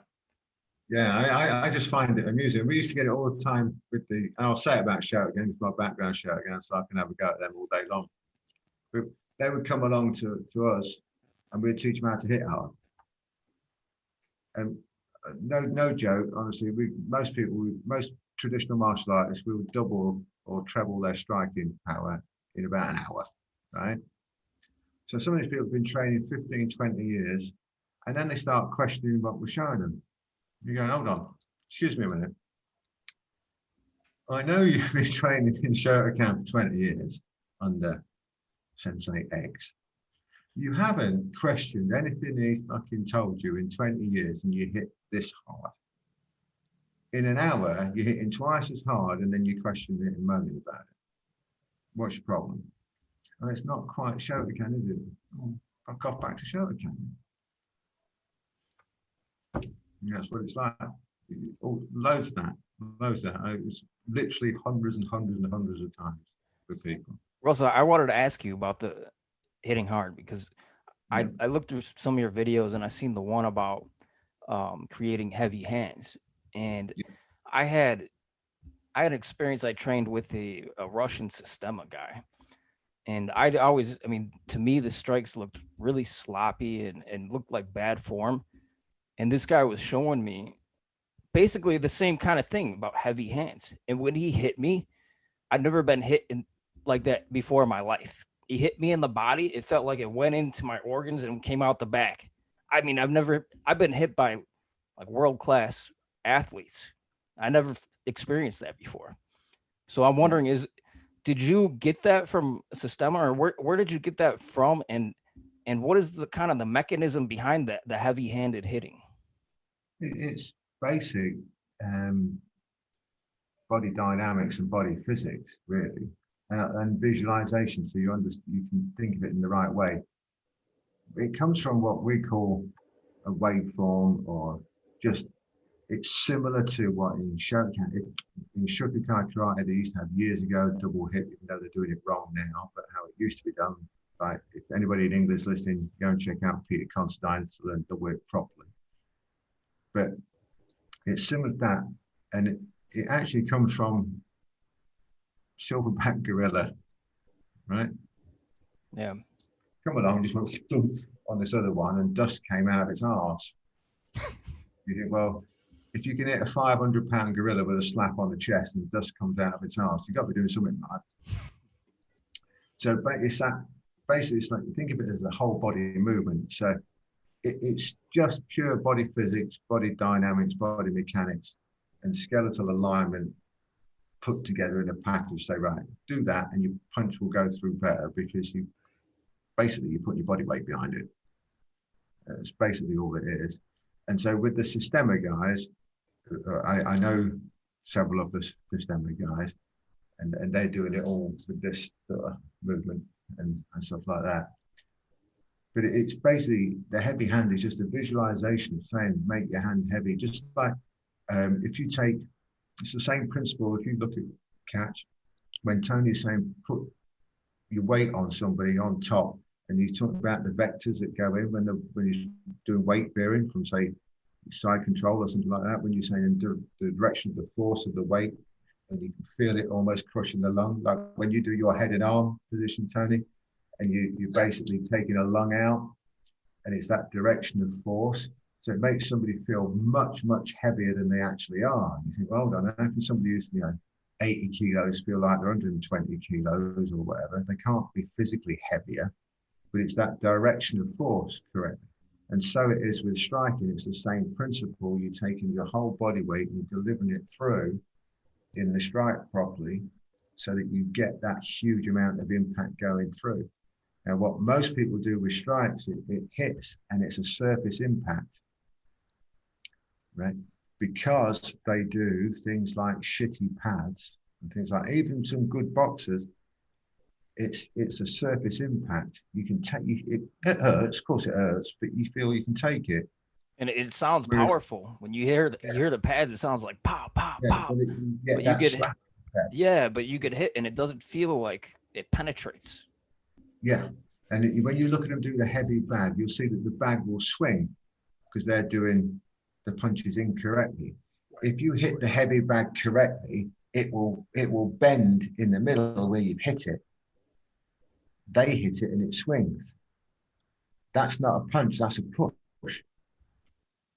Basically a hard push. And that's what most people do wrong on their strikes. That waveform strike, that thing that you felt the heavy hand, is helping you visualize correctly so that you go in and the strike goes inside them. And that's what you've done. Sorry, yeah, Tony. I just want to add something before it gets lost in what you just said about the push.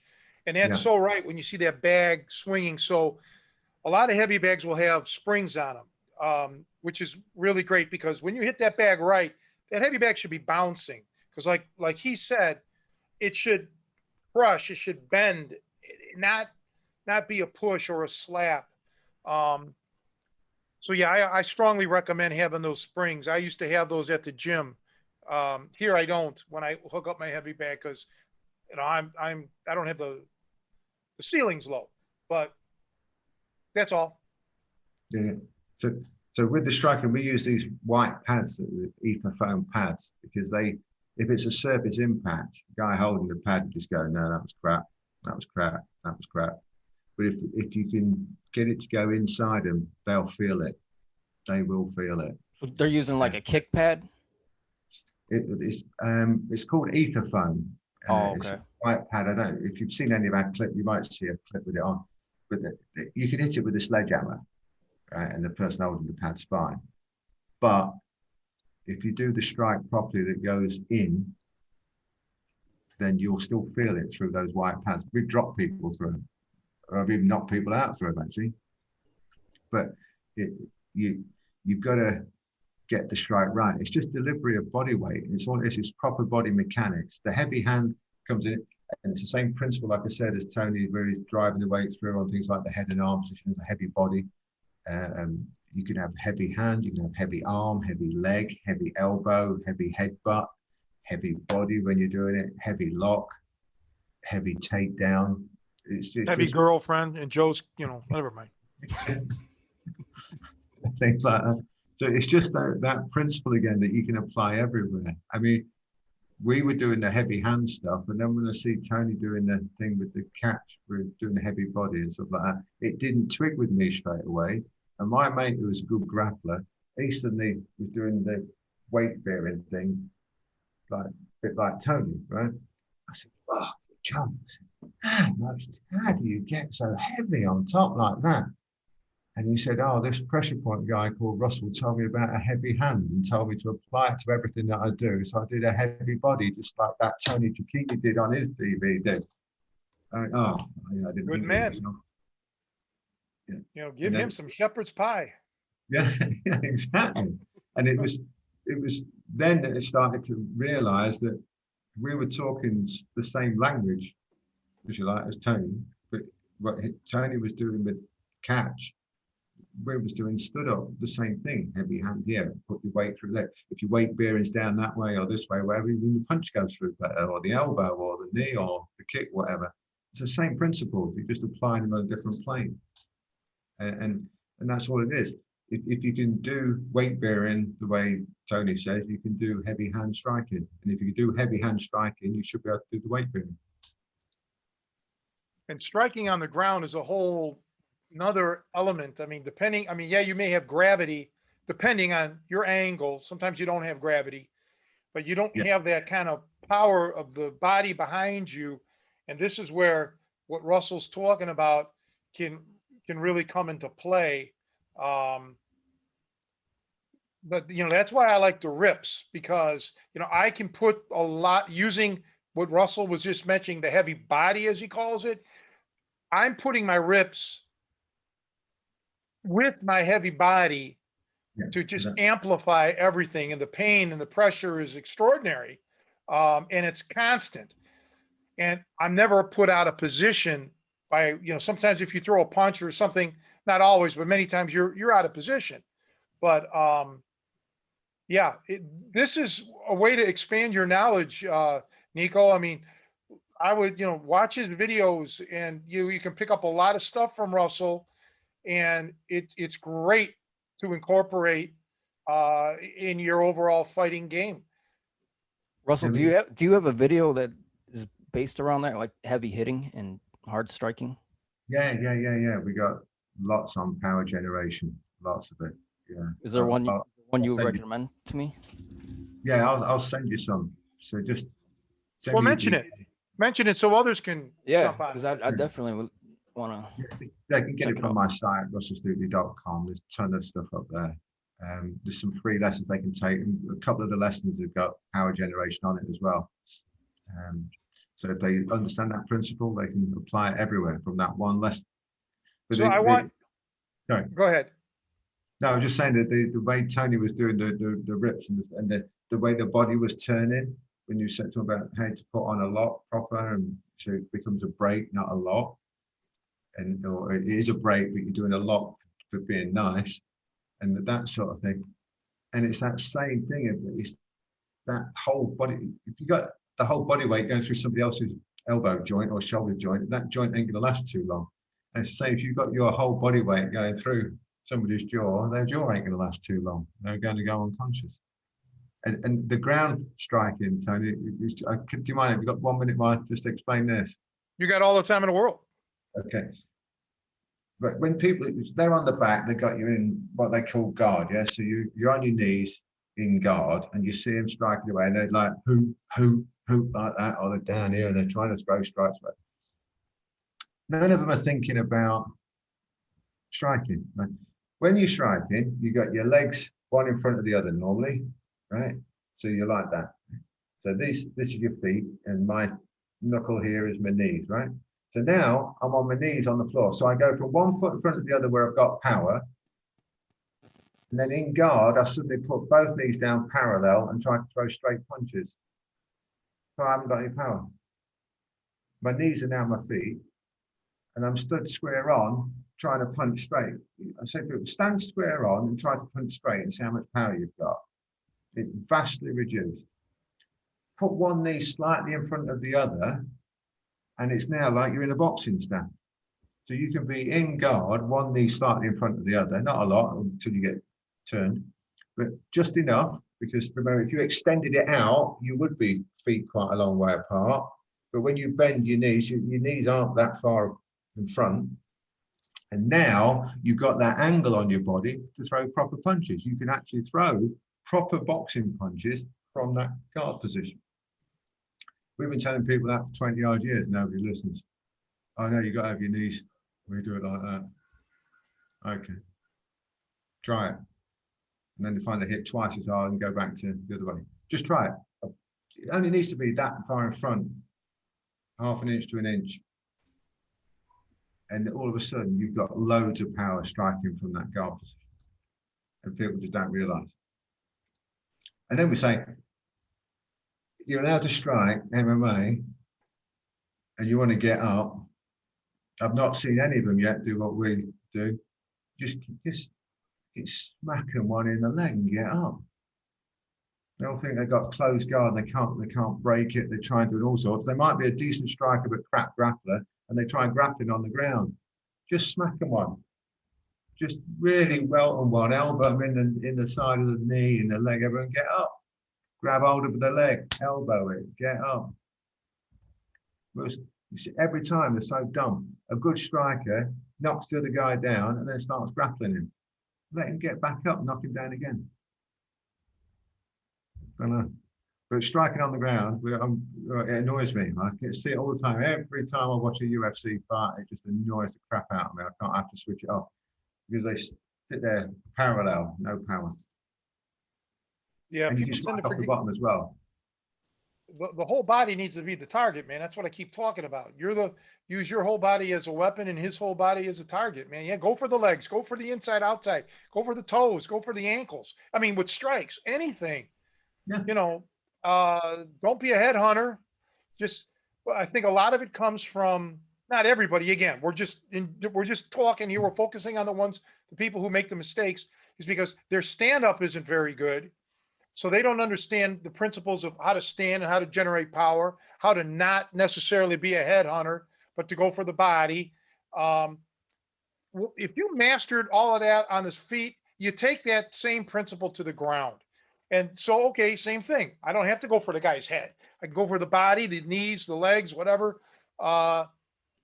It's just, it's an adjustment. It's not like something that's going to take 10 years to learn, but it all stems from not putting the time and effort that you should on the feet, and really learning all the science of power, stance, movement, and, that'll pay dividends. And that's stuff you can practice no matter what shape you're in. Yeah. Just like you can, as long as you're able to walk, you can practice your movement because it's all footwork. You see, again, to me, it comes down to they've just learned techniques again. They've learned that when they go to guard, this is what you do. It's all techniques. No one's taking the principles and applying them. I mean, that one on the shin that you do, Tony, when they're behind you and they've got the legs wrapped around this one, where you Yeah. that one. Shin I lock. just say, used to say to people, just imagine if you, elbow somebody as hard as you can in that shin like that from the guard. You've done something, you got their leg there and you elbowed it as hard as you could and got back up. They're going to be in a little bit of pain when you're standing up. Just a tad. Absolutely. And you can practice that on a heavy bag. You can modify it, or you can, have shin guards, or, have pads on the training partner, obviously, so you can work those strikes and, blast with the forearm. And there's different ways of doing it. And once again, you have to understand the mathematical principles. Whereas if I'm on my feet and I'm generating power by doing such and such, by pivoting and this and that, and that's taken from me, how can I replace it on the ground instead of just wild arm punches?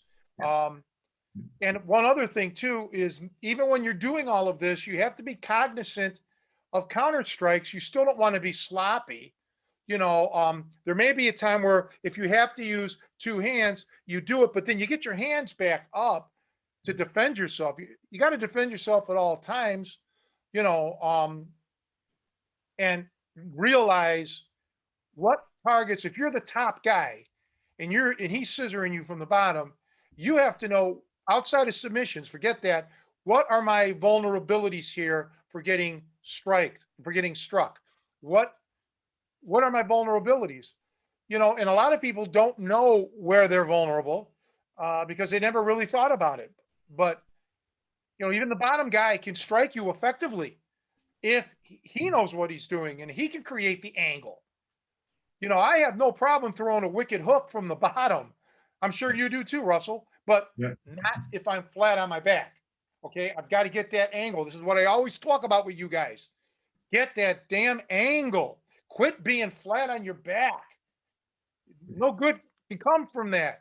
Get that angle, and then all of a sudden, as long as you can do some sit-ups and move your hips a little, bam, you get that short little punch. Get the guy, cup his head, bam, headbutt him, whatever. I don't want to get into it because it's hard to explain verbally, but you know what I'm talking about, Russell. Yeah, absolutely. We had a big thing where we say 45 degrees, that 45-degree angle, blah, blah. What Lost Art of Hooking, and Tony said from about 45 degrees. And I was like, what? It's the first person I've ever heard, apart from us, say 45 degrees. When you talk about angles, you've got to have this angle right. You've got to have that angle right. You've got to be at the right angle. And I'm going, well, at last somebody's speaking the same as us. Which, like, when we were first, I remember saying to Tony, I said, how come you speak this language, blah, blah, blah. And I remember Tony saying, well, it's the only way to explain it properly, isn't it? I went, oh, yeah, all right, yeah, good point. Right. But that 45-degree, if you're on your back, we say to it all the time, if you're against the ropes or against the wall and you put both your shoulders on there, can you hit anybody hard? No. Okay, right. So would you do that on the floor then? Why would you lay on your back and have both shoulders on the floor? Why? Because you can't hit them from there, can you? You can't hit hard. If you're against the wall, you just lift one shoulder off. Or if you're on the ropes, you just lift one shoulder off. You can then start to hit harder. So why, if you're on the floor, would you have both shoulders on the floor? You've got to get one of them off to start. You've got to. And then two if you can. If you've got any core strength, you'll be able to do like a crunch and get yourself. And you can strike off, like Tony said, you can throw hooks off the bottom. You can throw all your boxing punches and elbows off the bottom. People off the bottom. I look at four functional angles. Okay. I look at the outside of being straight on, which is a zero angle, which you don't really want. But I look at 15, 30, 45, and 60 degrees. That's my little arc. Anything beyond that starts to become yourself start to lose weapons or lose tools. So if you can stay 15, 30, 45, and 60 degrees and live for a month in that 15-degree zone, and then the 30-degree zone and 45 and 60 in your training, okay? Take 4 months, spend 1 month in those zones and with those angles. You will be blown away at the opportunities that are there for strikes and for submissions. And you'll also know what's not there. Okay. So some of it's common sense. If I got 15 degrees on you, I'm not going to hit the back of your head. All right. But a lot of people just don't know it. I can ask some of the highest ranking martial artists in the world, what can you do from a 30, from let's say a 30-degree angle? Will they know? I've asked some guys, they had no idea. They never stopped and thought about it. Well, come on, man.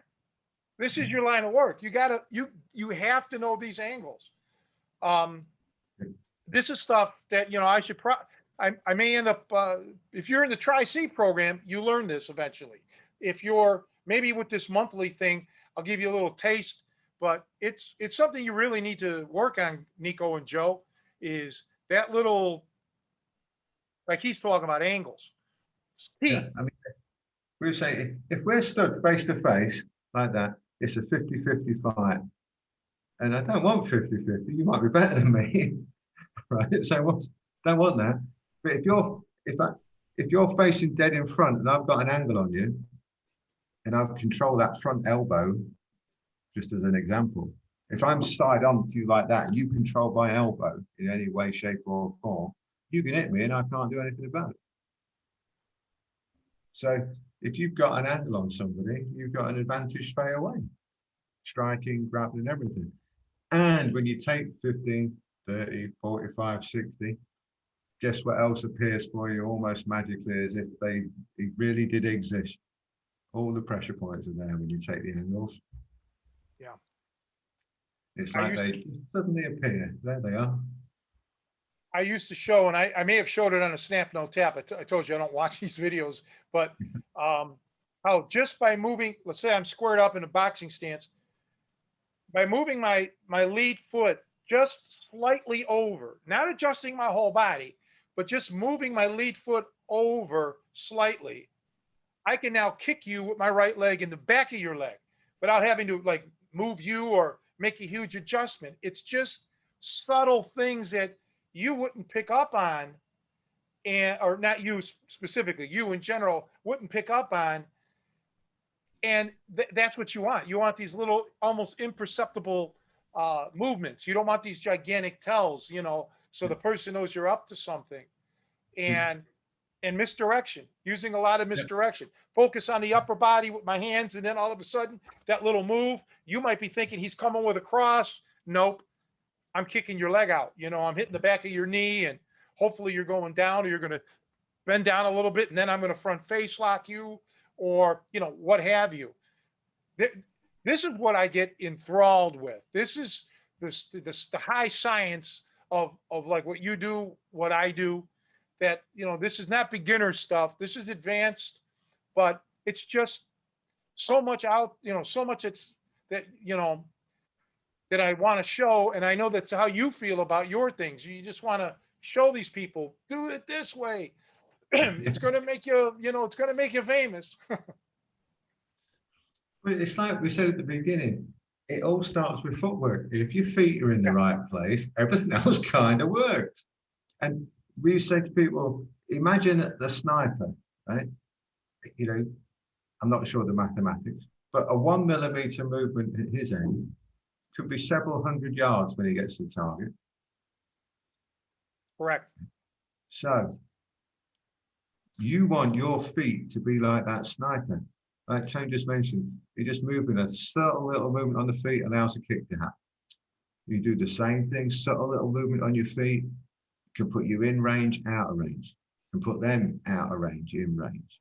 We do a move which we call move away and get closer, where we both stand in standard boxing stand, where I can just touch you with a jab, you can just touch me.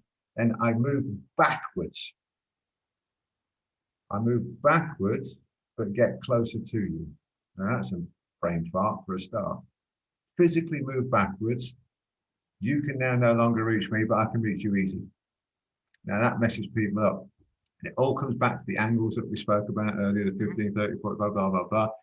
And the angle of the way your angle towards them. Because if you think of your reach, if you like, it's like an oval, and their reach is like an oval, you've got your long bit of the oval pointing to the short bit of their oval. So their long bit of reach is away over there somewhere where you're not.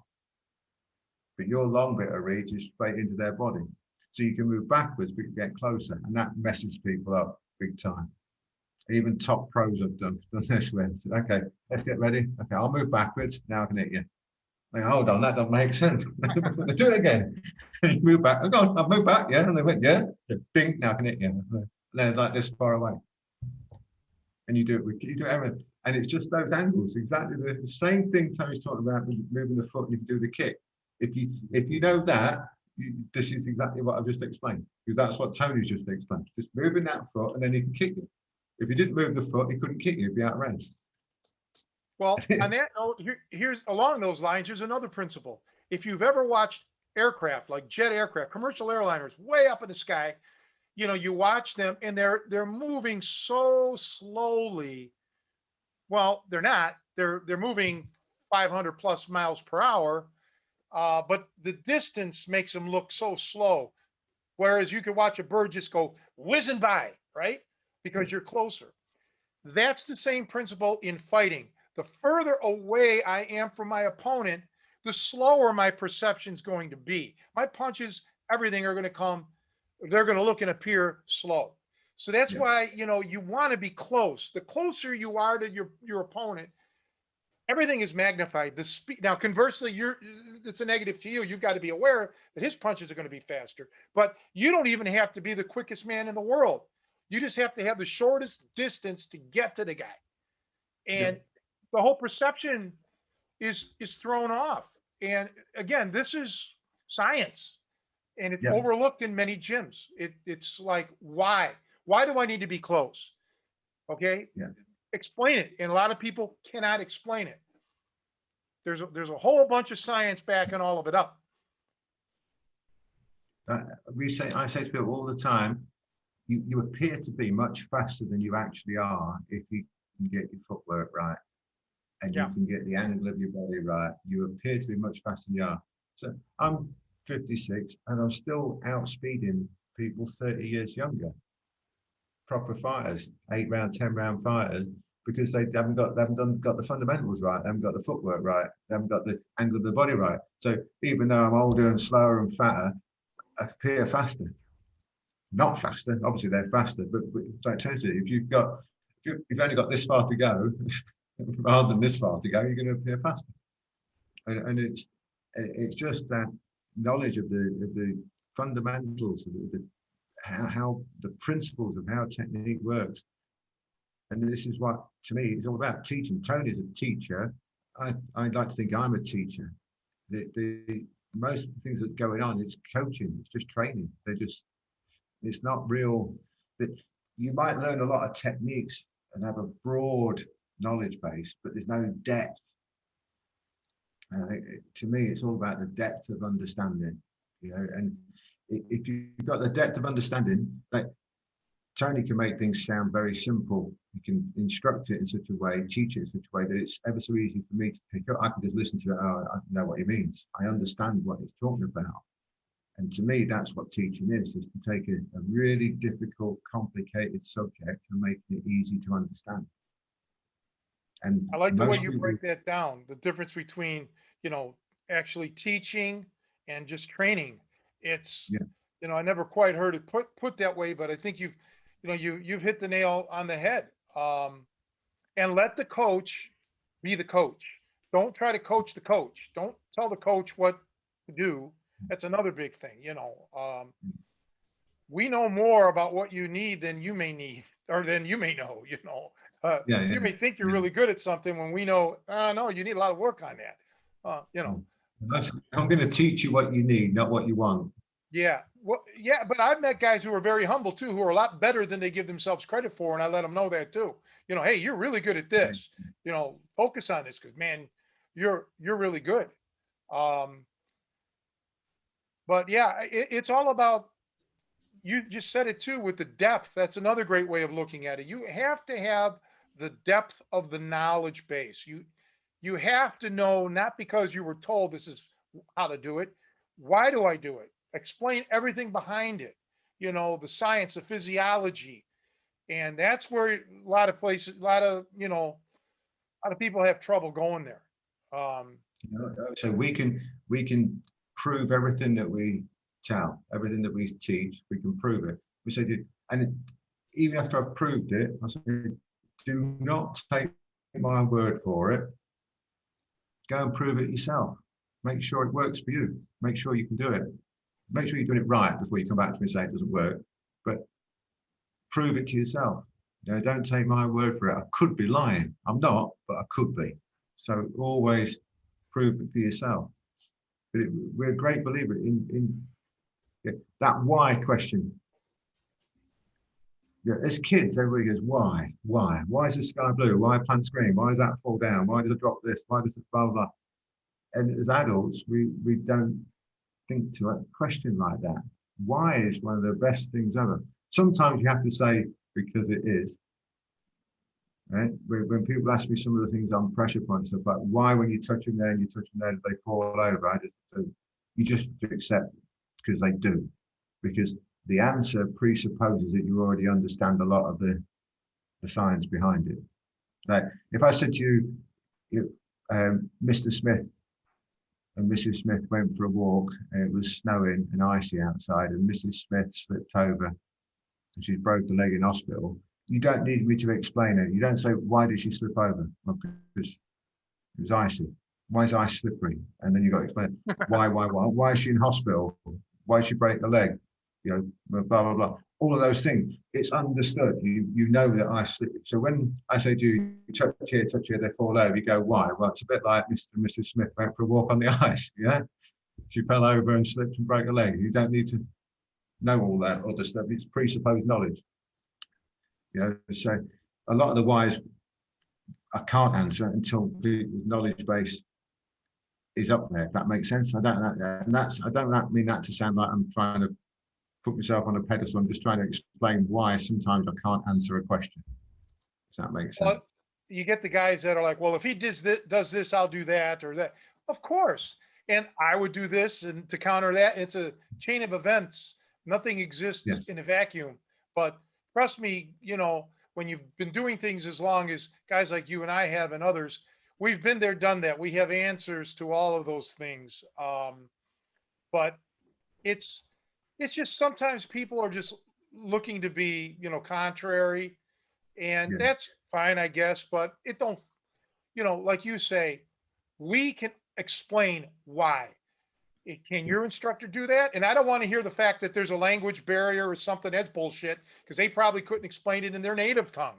Okay. My coach wasn't native English and he got the point across. I learned everything from, that he was, I was able to get everything out of him, and English wasn't his first language. So the bottom line is you have to know the ins and outs of the hold, or the technique, I should say, whatever it is. And, I had some people, like with music, there's, everybody knows why. Okay. It's backed up by years and years and years of theory and composers and performers and mathematics. There's no mystical shit there. Okay. It's all backed up with numbers. And unfortunately, in the martial arts world, so much is left to faith, great mysteries, and pseudoscience. I try to get away from all of that and deal with just straight science. I can show you, and Russell can show you, and there are some other coaches out there that can show you the science behind it without some pseudoscience mumbo jumbo. Yeah. I always think they go for the mumbo jumbo when they don't understand it themselves. Because if you truly understand it, you should be able to explain it so that other people can understand it. And that's why when I looked at Tony stuff first, years and years ago, when I first saw that Lost Art, I must have got it within a few months of it coming out, Tony. I must have done. And you had hair back then. Yeah, that's the old days, wasn't it? Yeah. Not as much as you, but I had hair. And but yeah, I mean, I couldn't believe it that there was somebody there explaining stuff, and I could understand what they were talking about, if that makes sense. that they were explaining, it was Tony explaining stuff, and it was obvious that the way it was being explained, that you've taken something that's really, really complicated and explaining it so that even an idiot like me can get it. And which shocked me that other people didn't understand it. Because I always say, if you're as dumb as me and you can understand it, and you do, then that's it. It's real simple. Because if I can understand it, it must be. So I always try to make it as a level where I can pick it up. Well, all kidding aside, your mind works that way. You're very analytical, and that it reflects in your coaching. And we have that same thought process. Yeah, it's just, I mean, yeah, like I said, I've been doing it my whole life, and even back then, 20 years ago, I was still doing it for over 20 years at that point. I started in 1977, so if I don't need notes, I don't need crib sheets, just tell me what you want to see, that kind of deal. Go and do it, yeah. But I remember you were doing the top wrist lock, and you was explaining from side control, and you was explaining all these different elements that needed to be right before you put it on. And yet, at the time, when I was watching like BJJ people, they were just trying to explain the top wrist lock, whatever they call it, Kimura, I think they call it, don't they? Oh, right. And Americana. This is American, yeah. American. I get this one, top That's wrist the lock. Kimura. This one, top wrist lock. Yeah. Thing. Anyway, so Tony was explaining all these other things you've got to be right before you even put the technique on. Which I'm thinking, well, that's what we do. We strike all that other stuff's got to be right before you go for the point. And he's going, all this stuff's got right. And what Tony said, all these little bits of a technique, and that's what we would call players in our terminology, the bits that make a technique work, all the little individual components. And Tony's going, you've got to do this, you've got to do that, you've got to do that, you've got to put your knee here, you've got to make sure your hip's down there, this hip's got to be there, that one's got to be lower than that one, that's knee's got to be up there, your elbow's got to come, you can go, you can smash them on here, you've got to make sure that angle's right, you've got to misalign it. And he said, misalign, that's what we say.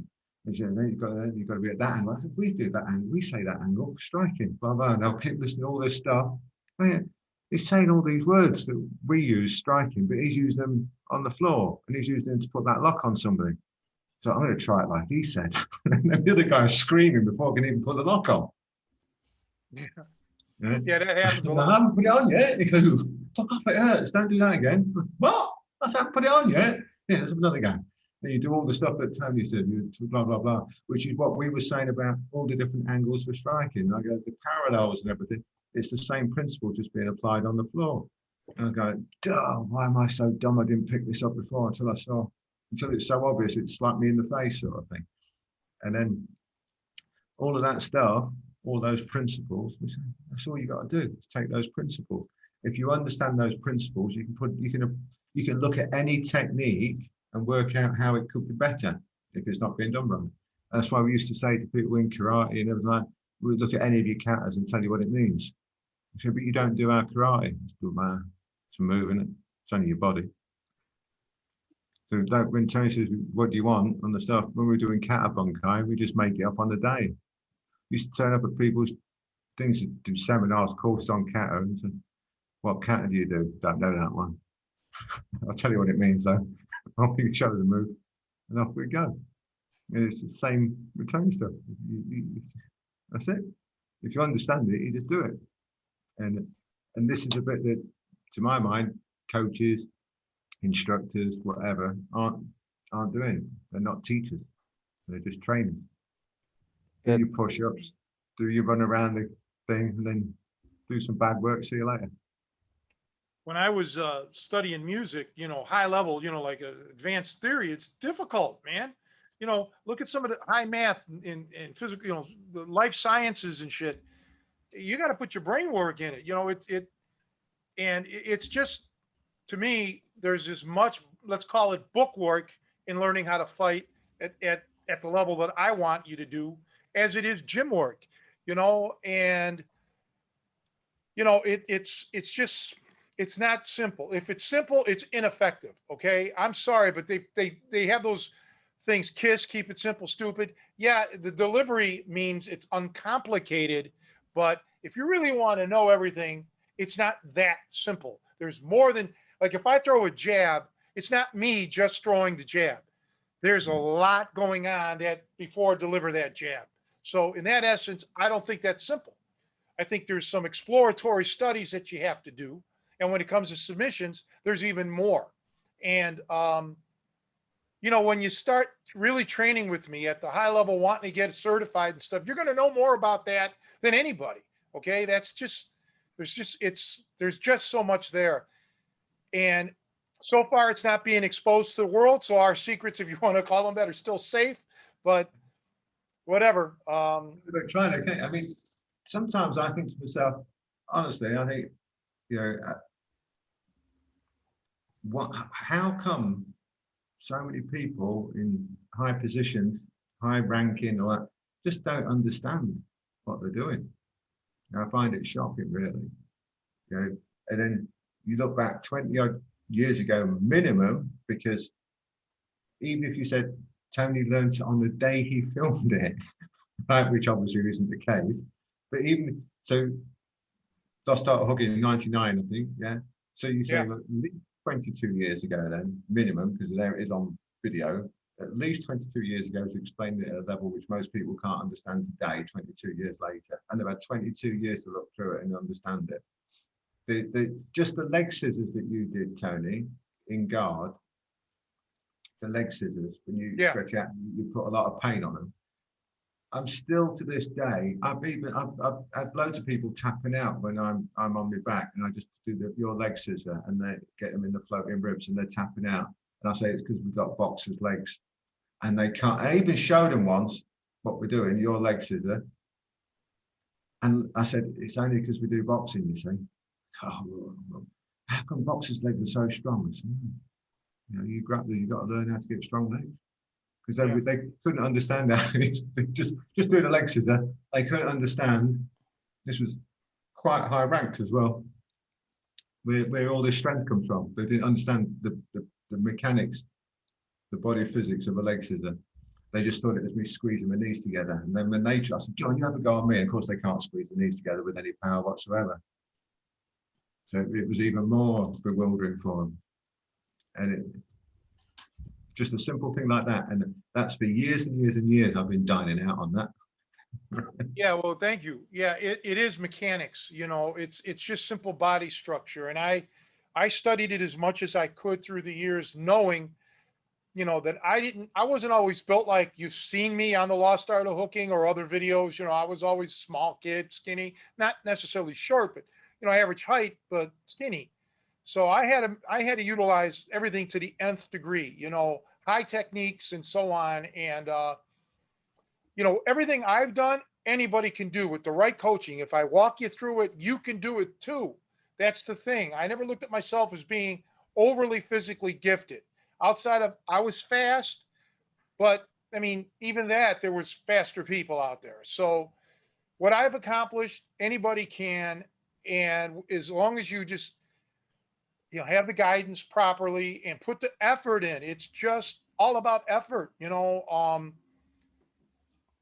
all I can say, and really at that point, guys, we're going to pretty much have to wrap this up because I've got to get to the pharmacy and get my mom's medication. I've been rabbiting on. Sorry, my fault. I just been, No, I Sorry. mean, I'm thinking the good news, we've talked so long that Joe's hair has gotten even longer. Think of that. He's clean shaven when we started. Yeah. And people should learn to utilize that distance. Like the closer you are, the faster your punches are. Well, the further away you are from Joe, the better he looks. See, there's a beauty in all of this, hidden beauty. I look good at 13 degrees, 30 degrees, 45, all the different angles, wherever you go. It's always a better look. There is no bad look. That's another thing you'll discover when you work those angles. Wow. See, even I learned something today. You've learned something too, Russell and Nico. Never stop learning. Well, Never like stop. Joe says, Joe always says it's about himself. He says, I'm Joe Cardinal. I'm a beautiful man. There you go. Obviously, his eyesight's perfect as well. Yes. Well, for people who are interested, and I highly recommend everyone look to Russell and learn his techniques. It's russellstutely.com.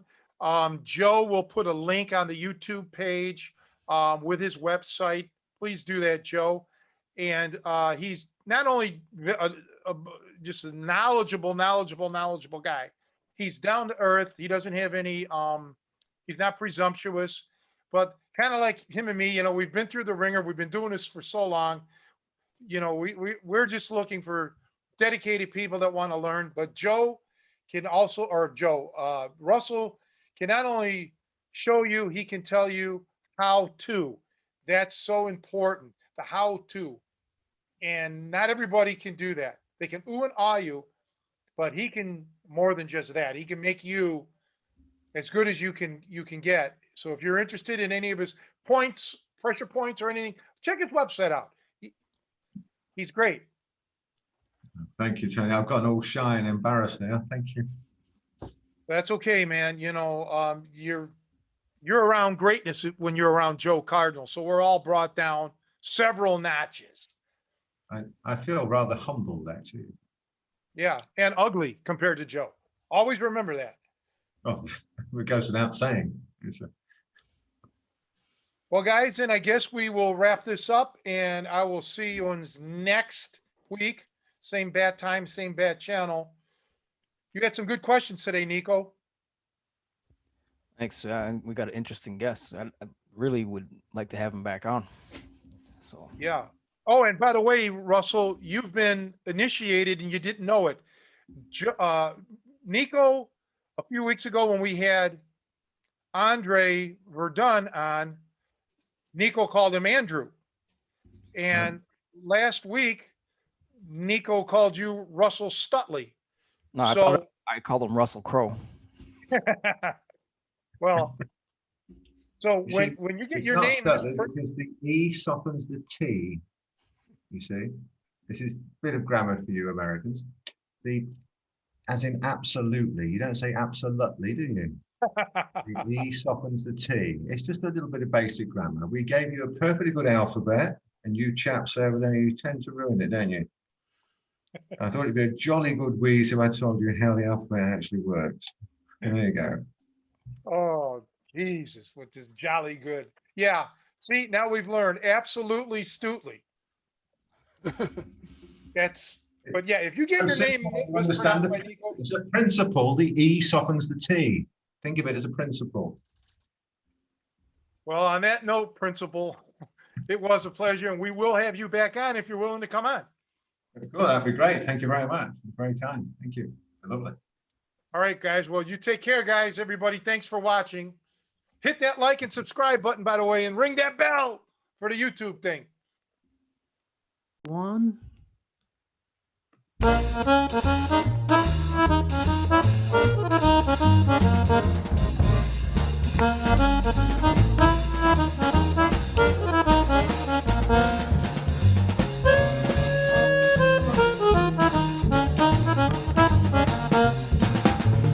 Thank you.